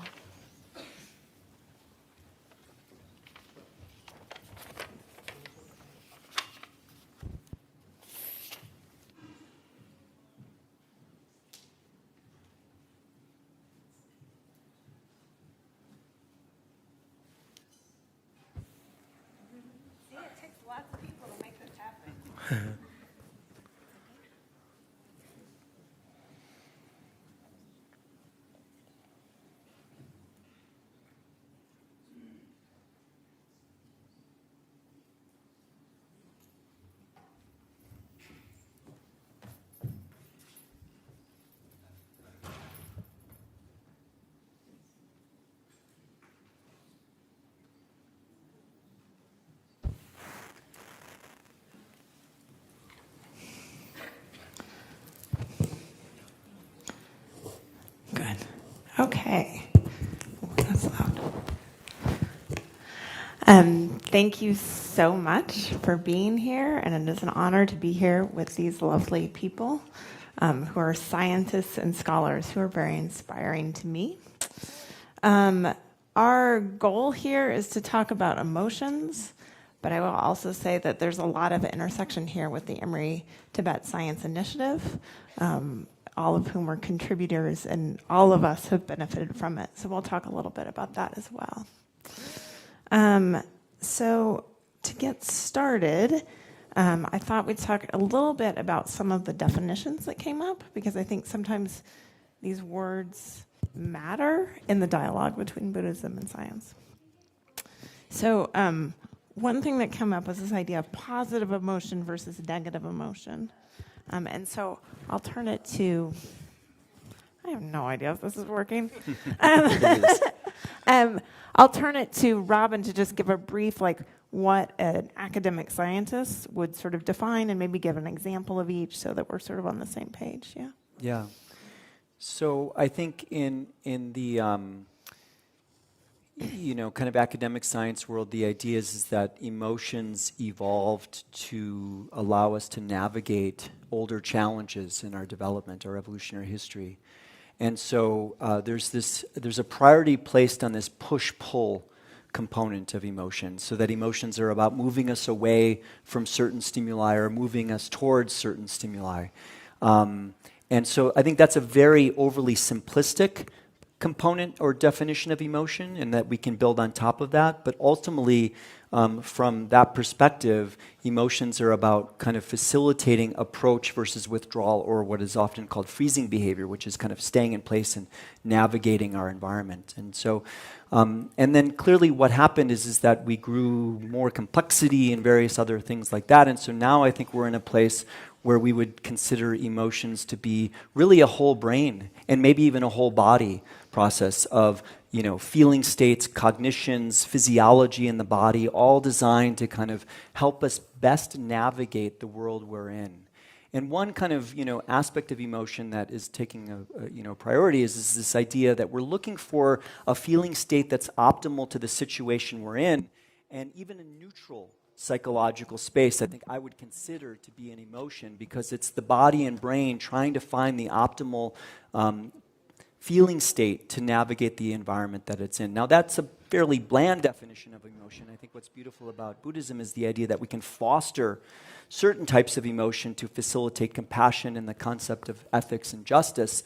I mean, we can talk more about that, but I think from a basic definitional perspective, they're feeling states that help us navigate our environment. And Geshe Sangpo, how do you think that resonates with the Buddhist perspective? Hello? Yes, it's working, right? Is it? Okay, good. You see, the fact is that, in Buddhism, kind of, the spirituality or the philosophy, we don't have some kind of, equivalent term. In Tibetan, I'm not sure whether there is in Sanskrit or not. I don't think so. The emotion. So when we talk about the positive or negative emotion, it is not just, the distinction is not made on the basis of the mental state, internal state. From the science, the emotion that gives you a little bit kind of, sense of pleasure or relax or the peace or the calm, usually, I think maybe from Western kind of approach, regarded as a pleasant, positive kind of emotion, as opposed to emotion that gives a little bit kind of disturbances or discomfort, categorized as some kind of a negative emotion. Mm-hmm. And for Buddhism, kind of, the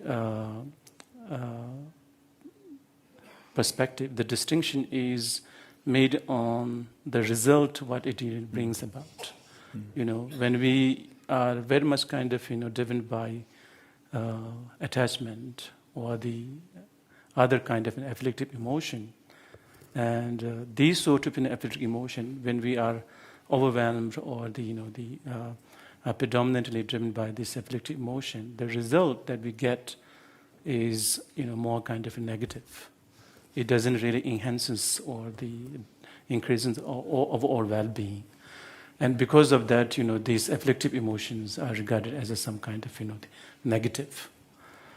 And then the compassion and other kind of, loving kindness or kind of the rejoicing, all these emotions, when we cultivate or when we experience or when we, deliberately cultivate this kind of emotions, it really, brings more kind of, the positive, constructive sort of results. It really, enhances our overall well-being, not just kind of mental, but also physical well-being. Because of that, these kind of, the emotions or the emotions are regarded as, the positive. So these are the two differences from, the scientific perspective or the, Buddhist perspective, the way how we draw positive versus negative. Yes. So, Ragba, that sort of brought up this idea that when you were first learning about science, you would hit these points of like, that's not how I learned this from the Buddhist perspective. Can you tell us about that process of looking at the integration of the two? Can you hear me? Yeah. Okay. So first, I just thought of enjoying the water and let Teacher Sambula do all the talking. But you just threw everything to me. Okay, so my initial interaction with science, especially regarding with emotion, is when I was learning about it, I didn't think much about it.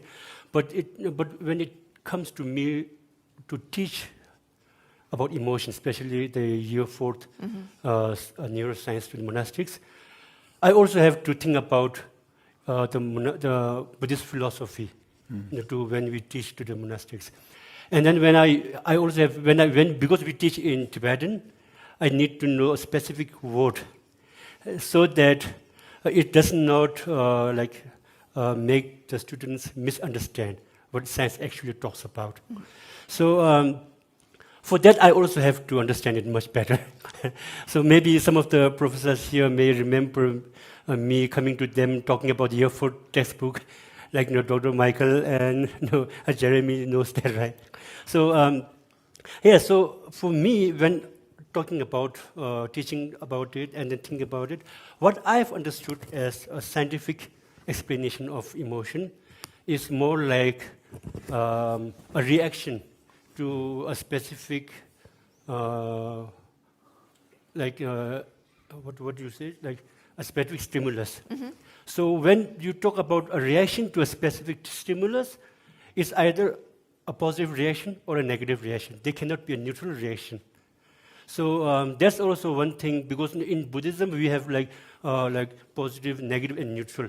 So whether from scientific point of view there's a neutral emotion or not. If there's a neutral emotion, what's the example of it? Right? So this is something that we discuss in the class. And also one thing that for me personally, I just wanted to reflect Geshe Sambola's idea with an example that when we talk about this positive and negative emotion, as Geshe Sambola said, there's no specific, what differs is more on the result. For example, is empathy a positive emotion or a negative emotion? Right? So on the first hand, it might look like a positive emotion, but then the resultant, sometimes it brings a lot of burnout, like self-destructive burnout. So then it turns into a negative emotion. So from what I see is there are some certain emotions which can be regarded as positive or negative depending on its result. Context, yeah. But then there are also some emotions which are inherently positive, like compassion, which resultant is always good, positive for the others as well as for self. So integrating these together is more fun when teaching to the class. Robin, I would say, because we've had conversations about this before, that a lot of cognitive neuroscience and psychology for a long time was focusing on the negative. And so I would love your perspective of sort of where the field's heading, like whether there's more space now to sort of focus across this landscape and maybe even in the neutral, which can be so important for regulation. So historically, most of psychology, I think, is focused on, when I say psychology, I'm talking about kind of in a Euro-American academic sense, is focused on negative emotions. And I think rightfully so. Depression, anxiety, are real problems in society, and I think psychology has devoted a lot of time to that. But starting in the 90s, and I would say this was really driven in part by conversations that His Holiness had with academic scientists through Mind and Life, there was a real burst of academic investigations on positive emotion. And I think that's an incredible example of how contemplative traditions, and His Holiness in particular, really moved the needle in important ways, in important directions of the study of human well-being and human flourishing. And now at this point, it's one of the predominant areas in the field of psychology, is this focus on positive emotion, human flourishing, and human well-being. And I just want to give a recognition to the incredible impact that His Holiness has had on the field of academic science. I think also, I don't know if we'll come to this, but one of the things that I've been very moved by in my own study of emotion, in spending time in the monastic science, monastic communities, is my typical perspective of positive and negative emotions has been really reorganized. In kind of Euro-American perspectives, pleasure is considered to be the pinnacle of positive emotion. And on our money in America is life, liberty, and the pursuit of happiness.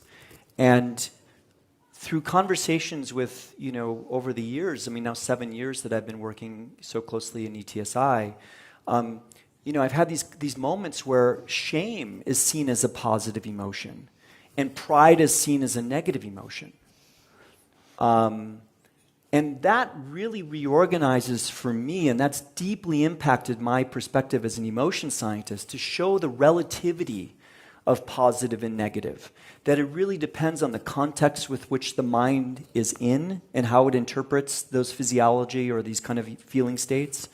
I love Geshe Sangpo's perspective. It depends on the intention of what the emotion is about. So if shame is a teacher, that's a beautiful reframe, that shame becomes an opportunity for personal growth as opposed to something to avoid and move away from. Or if pride is seen as kind of, a negative emotion, that's an incredible reframe to move towards a much more compassionate, holistic, and kind of dependent perspective. And so this, I think, goes to the slide that Geshe Sangpo showed of how, and I showed it as well, this kind of, the way we appraise emotions, I think, are really important in how we frame them as positive or negative. And I see positive and negative as a very relative perspective at this point in time.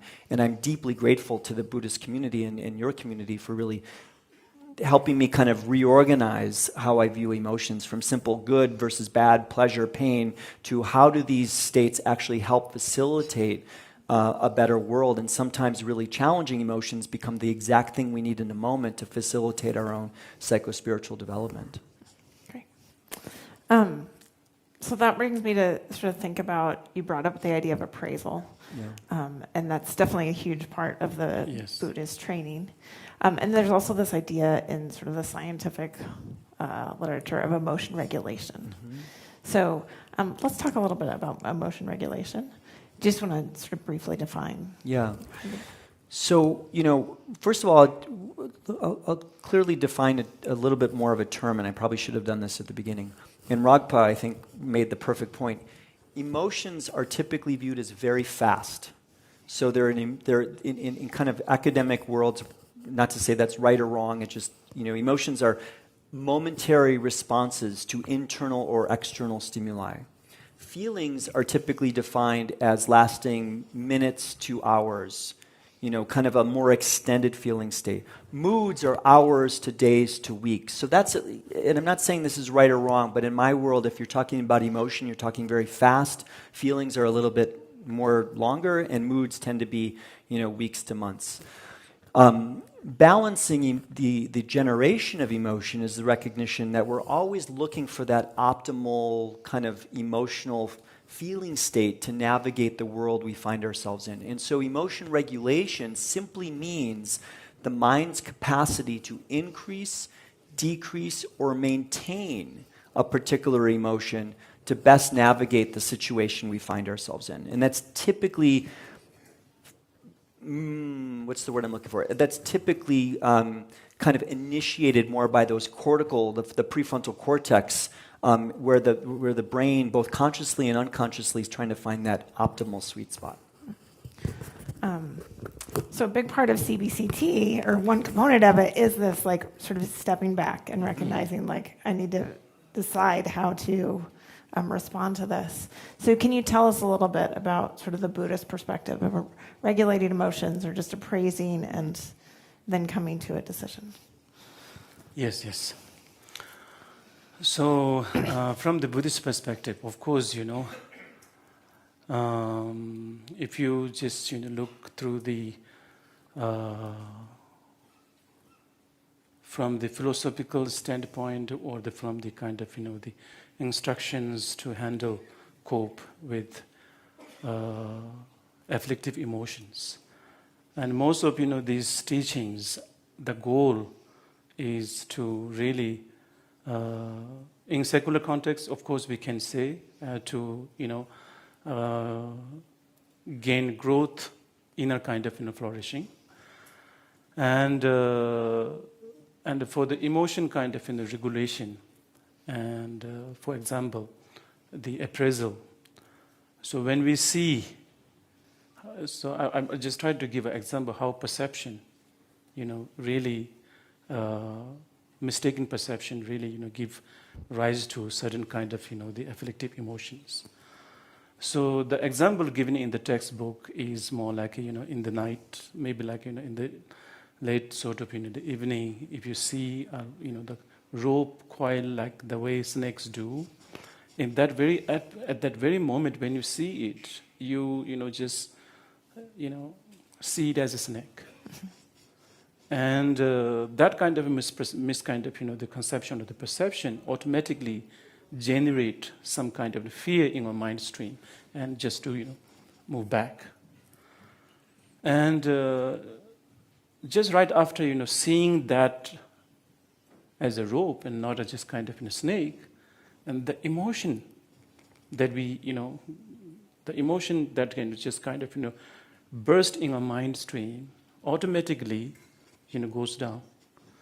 So that clearly shows how perception of the object, the appraisal, plays important roles in terms of regulating our emotions, particularly afflictive emotions or misunderstanding related sort of the afflictive emotions. So because of that, the fundamental perception is, whether consciously or unconsciously, we tend to innately perceive things having its intrinsic kind of an objective reality. On that basis, we make evaluation, judgment, good or bad. And if you really understand, as Robin said, understand the more kind of broader sort of perspective, things having no intrinsic existence, interconnectedness, and being impermanent. There's one kind of a stanza in Guide to the Buddhist Other Ways of Life. It says that when we attach something, the object itself and the perception itself, the subjective that get so much attached to that object. If we look at the object itself, observe, and we try, and we will see how fleeting that is, how uncertain, how fluctuating. And even if you look at the more kind of the deeper sort of the sub-particle level, if you really have that kind of the perspective to look into more kind of impermanent nature of that object, and then look back to yourself, the subject who is very much being attached to that object. The subject itself is pretty much kind of exactly in that state, fluctuating, impermanent nature, disintegrating in the process. And when you see the subject and object is in that kind of state, so then there's what to grip upon. There's no solid, there's no kind of rigidity there. Not from the object level, not from the subject level. So when you're able to see that and really internalize, integrate it into your kind of attitude or the mental kind of mindset that you are bringing, that really helps you to really, regulate your attachment or the aversion. Aversion itself also, like, if you hate someone, there's, stanza in also, Shantideva says that, everything is governed by, another kind of factor, and everything is independent and governed by, factors by factors, cause by causes. And when the circumstances and condition comes together, and even if you don't want to, experience anger or frustration, it occurs automatically. So no one, goes to, on the early morning, no one says that, I want to get angry, I want to get frustration. No one says that. But when the cause and the condition comes together, and our intellectual capacity gets kind of hijacked by this kind of afflictive emotions. Therefore, everything emerges out of that kind of causal process. In one sense, it is like just kind of an illusion. So many cause, and the factors involved, the illusion actually comes from different kind of, the causes as well. So there is no intrinsic sort of, object from the object themselves. So understanding that really, gives you a different perspective to see things from different kind of, the lenses. And at the same time, on top of that kind of perspective, and as Sundula was saying, that, seeing oneness of the humanity, same being, same living being, interconnectedness. That changes the attitude we bring up, brought up in the, circumstances. And the mind, it changes on the perceptual level, attribute, the attitude level, and gradually, if you do a repetitive sort of, the practices, then that energy or residue goes down to the deeper level. And as time goes on, the transformation takes place within ourselves. So these, the method are very crucial for us to, handle emotions in a more kind of proper or more kind of effective ways. And then another one thing that, for me, very effective is that, there's the one sort of, quote by, I think, Thich Nhat Hanh. So what he said is that, when someone gives you a hard time, when someone gives you some kind of, the disturbances, at that time, that individual's suffering, that individual is suffocated, that kind of, the distressing sort of emotional distressing kind of, the struggles. At that time, that individual's suffering is spilling over because of, he or she is going through so much. So at that time, what he or she needs is not the punishment, but the care. So you see, when someone, does some kind of, give some hard time, or maybe, give us some kind of, the disturbances, and that someone is going through so much, we will make a very, quick judgment, and we really targeted one single cause or that one. We never think beyond that.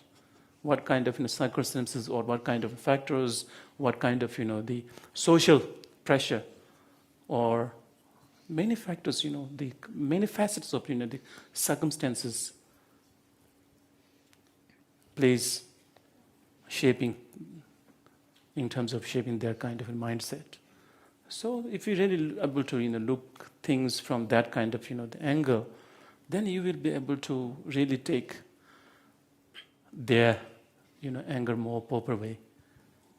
So you will be more kind of calm and peaceful, more kind of receptive and understanding, and then you can provide whatever help, support you can be, helpful. So this is some kind of thing. I'm sorry. Oh, there's like 300 other people here. I was like totally engrossed. Thank you. Beautiful. That was beautiful. So I think that like seeing the suffering of others brings us to something that came up in the opening session of just the mental health challenges that we're seeing across the world. And so I want to ask a couple of questions of Raghba, actually, in part because I know that you're interested in sort of mental health in the Tibetan community and the masked community and potentially using science to study that. But you were also a Tenzin Gyatso scholar, and you were interacting with many Emory University students. So if you're not aware, Tenzin Gyatso scholars spend 2 years at Emory, do advanced science training, and really...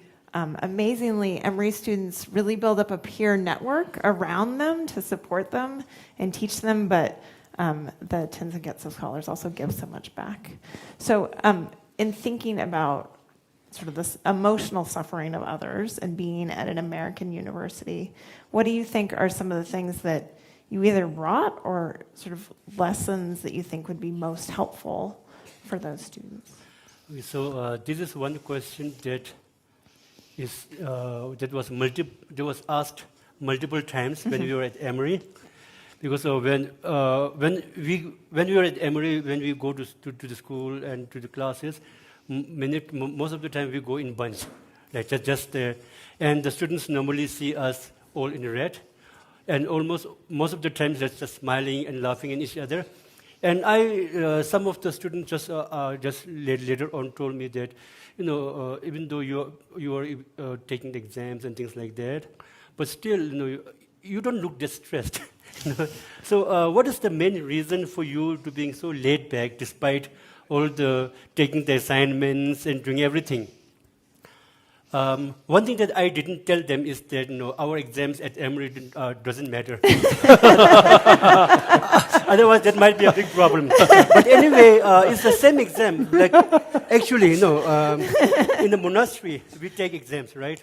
And when I told them the Geshe exam, how the process is, especially when how the results are announced, at Emory or in most of the universities in the United States, the results will be emailed to you individually, right? But in the monasteries, the results will be announced in the website, so anyone can see everybody's results. Which subject you are failed, which subject you did good. So when I told them that is our process, then they were really surprised that despite those despite those very strong hard classes, how can you maintain that? So one thing that I normally tell them is has more to do with contentment, and especially in the United States, it's highly individualistic and highly materialistic, right? And from the young age, everyone is a winner, right? So even if you are the last, you are still a winner. I saw someone giving award for participation, even if you're last. So So everyone, since they are regarded as a winner from the young age, and it's so highly individualistic, they get their goal is very high, so high that they are not able to catch them based on their own ability. But in monasteries, many of them are content. So it is not I don't care about the exam, but everyone studies really hard. But whatever the results they get, they're content with that, because that's how that's the result of their own study. And the exam also is not a true representation of their study. It also has a lot to do with luck. So when we talk about these things with them, then sometimes it helps them. And then also, the text from Shantidevas, which is very popular. If there's a solution, why worry? If there's no solution, what's the need for worrying? So this is also, if we use this as a personal message, as a personal motivator, it also helps us decrease this. But ultimately, it has to do a lot with contentment and knowing your own ability, and not to have a really high expectation. Maybe just have a good expectation, but not so much high that you cannot catch it. Yeah. And it helps if your exams don't count. Yes. Just so you're aware, we're going to go till 5:30. And at about 5:15, we're going to open it up to questions from the audience. So if you've been taking a nap or not paying attention, you got a couple minutes to write some things down and come up with some ideas. So we're going to do a few more things, but I already see some hands up. So with that, we have about 5 more minutes before we open it for audience questions. So I would like to sort of follow up on sort of this sort of mental health question. In part, going back to Ragba, I mentioned that you're sort of very interested in studying this in the monastic population. I think the audience would be very interested in why you think that that's important. Okay, so one thing is that when I was at Emory, we were assigned to different research groups, and I was assigned to a group where they were doing research on the CBCT's effect, the training of compassion effect on medical professionals. Because medical professionals, they have to deal with day-to-day sick people, and then the loss of death. So they are emotionally burned out. So the result there, the CBCT's, the result of CBCT training, the compassionate training, has been really positive. So one thing that, because I've been used to debating, asking questions since childhood. So one thing that a question came up into my mind, and that question is, what if we use that same CBCT training, the same research, but to a different environment? Because in the United States, it's more individualistic. In India, especially in the Tibetan community, it's more like a community-based, right? So will the result be the same or not? And as Geshe-la said earlier, there's no single cause for anything.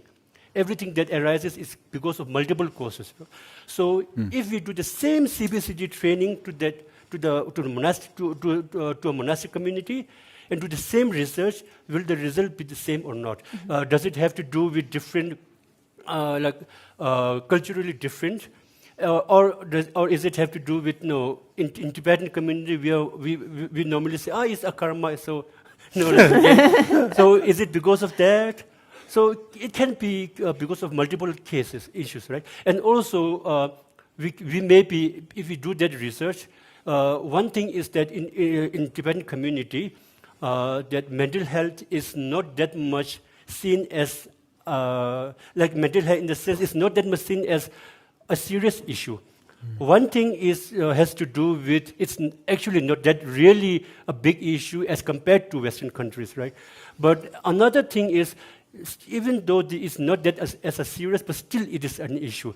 So if we can bring that, if we can think about that within the community and see how it is affecting us. And also, through that research, we might also see why many of the Tibetan communities have very less dementia or Alzheimer as compared to Western. And also, we may also see why there is a positive growth, like in a post-traumatic growth, compared to, because in Tibetan community, we can see lots of Tibetans. If you let them tell these personal stories, they will tell lots of stories of suffering under the Chinese government, lots of torture. But still, if we test on them, their post-traumatic stress, PTSD, is not that much strong as compared to others. So the post-traumatic growth is very much better here than as compared. So what could be the reason? Is it because of the compassion? Is it because of the contentment? Is it because of our saying, it's a karma? So there can be many, what I see is the Tibetan community, especially in the Tibetan, in the monastics, or in the Tibetan Buddhist community in Himalaya regions, right, in Nepal, in Bhutan, in Arunachal, in Ladakh, we can see a very big potential in doing research on how the mental health is much better than those in the United States. What could be the causes? Right now, the CBCT research is like the thing is that we are thinking, okay, if compassion can be trained, we can get a positive result. So they can be also other causes, So that we can use these two different communities, different cultures, and then try to get other like causes, like other examples of what can be benefited from the Buddhist teaching, not just compassion, but also many other like cause of places for to do some research. So there's one thing that I'm thinking about. Maybe the first step could be maybe do the CBCT research here, training and research in the monastic, and then see what the results are. And if there's a difference, what could be the causes? Yeah, nice. So I'm going to ask you one more question, Robin, given that. Why is monastic science going to change the world? There's so many ways to answer that question. I think that why is monastic scientist or monastic science? Oh, you can go either. Okay. I'll give you some flexibility there. Well, I'll say the following. I'll say two things. One of my deep intentions in the work I'm doing with my dear monastic science colleagues is to try to center, in my small way, the contemplative investigation of mind in the monastic community. A lot of it's being led by Euro-American research teams, which is great. But I think we're missing something, and the world is missing something from having this work centered in Europe and in the States.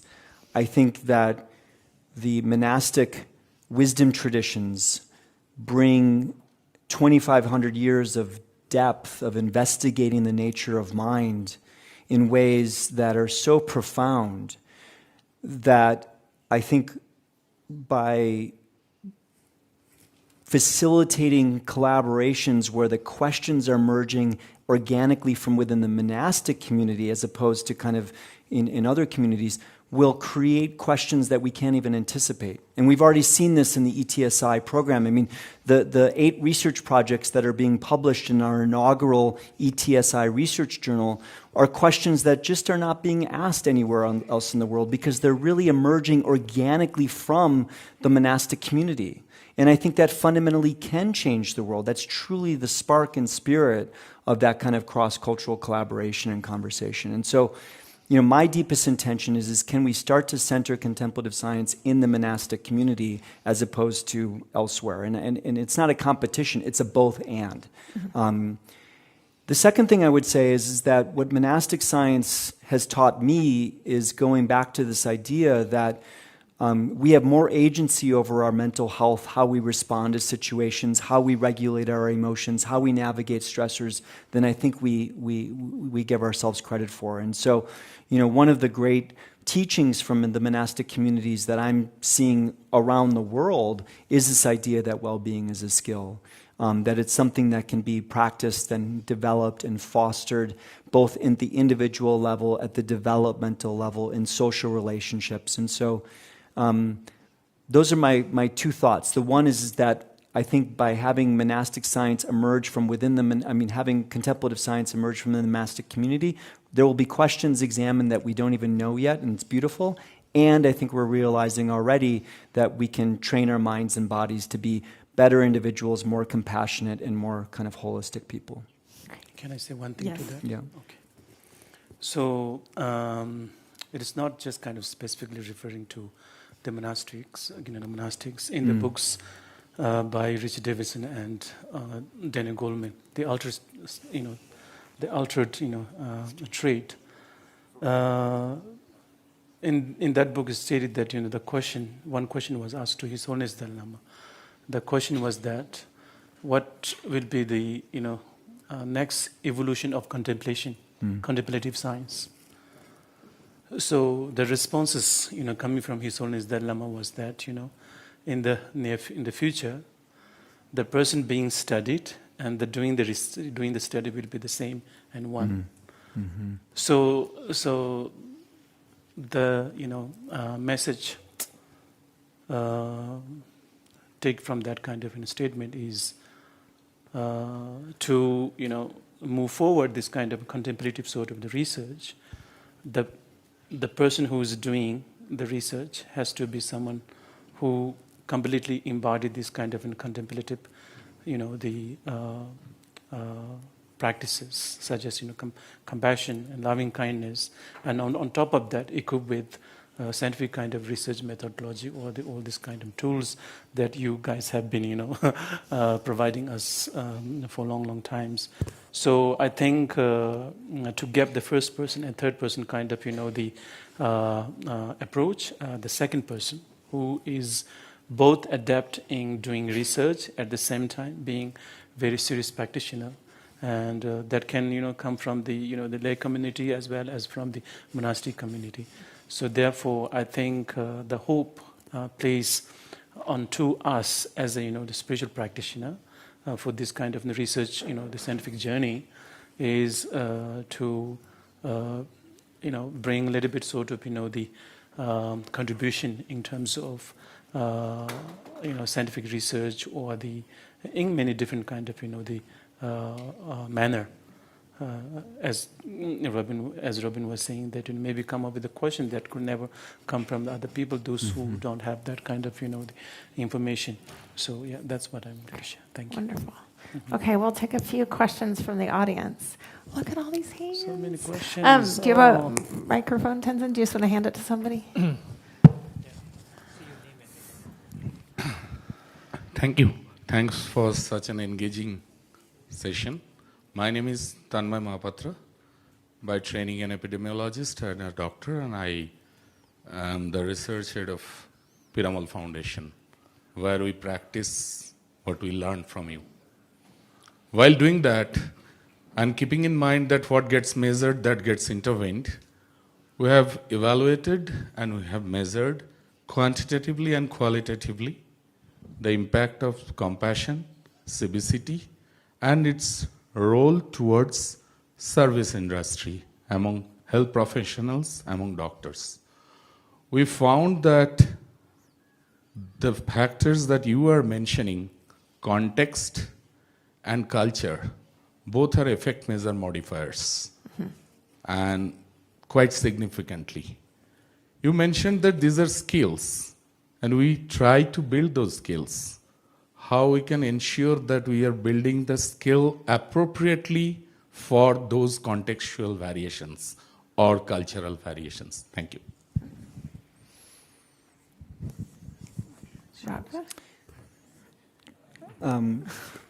Well, first of all, thanks for the great work you're doing in the world. And one of the deep teachings I've learned from being in the monastic community is context, and realizing that what is one prescription in one environment may not be the ultimate prescription in other environments.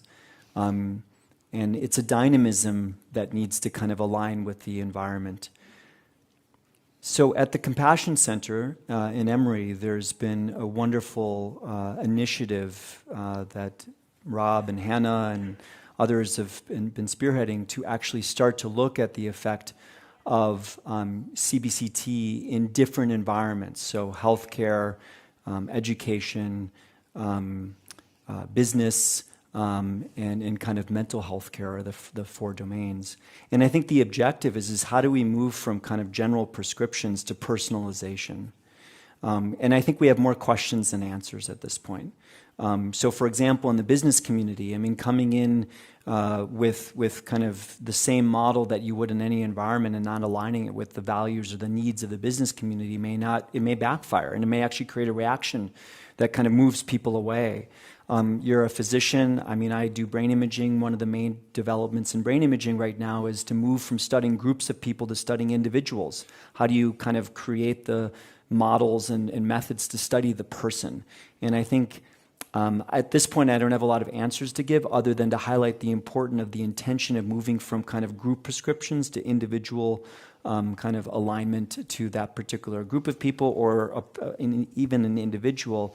And I think that's a critical path forward in this field, in all forms of medicine, but included in this field. And one thing I'll say quickly that we've learned through the ETSI research program is that a lot of the measures that were developed in a Western cultural setting do not work when you come to a Tibetan population. So going back to our conversation earlier, the concept of attachment is completely different in the two. So you're like, here's a validated measure, but that is published, and there's lots of citations on attachment, and you hand it to one of these monastic scientists, and they're like, what is this? I don't even understand these questions. Like, why does this make attachment sound like such a good thing? And so there's a lot of work there that's just needed to think about, and a lot of qualitative research of just really interviewing and understanding how people are thinking about concepts before you can move forward with big studies, which makes it a slower process, but it will make it better research. We're going to open it up back here.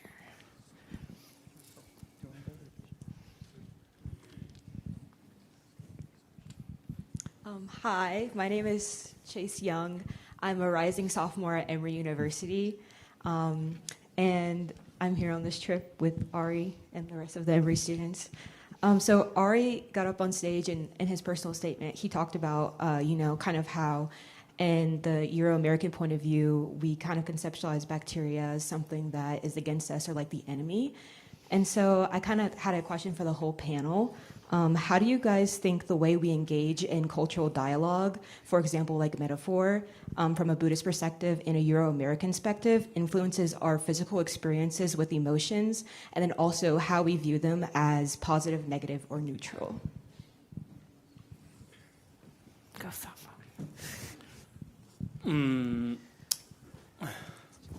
So you see, these days, when we go to, not just, when I said we, I'm not just referring myself, but, the Buddhist, practitioners, when they travel to Western country and for delivering some kind of, Buddhist teachings. So many of them feel that, we should not teach the way how we do here in our Tibetan communities. Because in Tibetan community, when spiritual master give a teaching, it starts talking lots about the suffering, the death, impermanence, and to have the courage, to accept the reality. The death is, already in the process. And for example, there's once, the analogy or the kind of, the example giving in the textbook is that, if a goat, which one is to be butchered, and as the goat goes closer to the butcher, and as it reaches to the closer to the butcher, the death is coming closer and closer, right? That's the example. How our life is in reality. We have already fallen from the cliff, but yet to get crushed on the flower. So the death has already kicked in. It's in the in the kind of in the transition or in the kind of in the process. So when you talk this kind of in the teaching and the Western sort of audiences, they get scared. They don't want it to. They really don't want it to. Most of the audience prefer to have some kind of the very uplifting sort of the teachings and joy, pleasure, and all these things, and then gradually. And by using such kind of the method, and then gradually as they started more kind of interest and raise more kind of questions about Four Noble Truths and impermanence, how it works, how can integrate or internalize impermanence into practices, and then through that way they start build more kind of the acceptance in their mind stream. Therefore, the metaphor or the analogy or the contextual, parameter must be kind of taken into consideration, whether it's kind of the giving teaching or whether it's kind of just showing kind of an academic sort of the knowledge or whatever. Mm-hmm. Thank you. So can I add a little bit? No, something that I'm a little bit confused about, actually. Because when we talk about physical health, from the medical point of view, most of the time we talk about diseases, right? And everyone is fine with that. Nobody says, oh, we are always talking about disease like that. But when we talk about mental health, and then when we talk about suffering, and then most of the time it's very difficult to accept that. So one thing that I'm confused is why are we easy to accept about the talk on diseases and things like that when it comes to physical, but when it comes to mental health, which is more important, why is it difficult to accept the reality that there are sufferings? And the reality is that we are not making people get fear. It's the same as the physical health. The main reason for studying about diseases is so that we can cure it. It's similarly, the main reason we talk about suffering so that we can find the cause and then cure it. So one thing actually is true, that we also need to be good with the words. But then one of the core teaching of Buddha is about the four reliances. Many of you might have heard of it, like rely more on the meaning than the words, right? So because the word can be different based on different contexts, can be different because of different cultures, but the meaning is because the core is the meaning. So just try to understand the meaning, and if the word is not that much easy to accept it, just leave it aside. It's not that much important. Thank you. Can I take one more? Okay. Hannah's just giving us permission, Karma.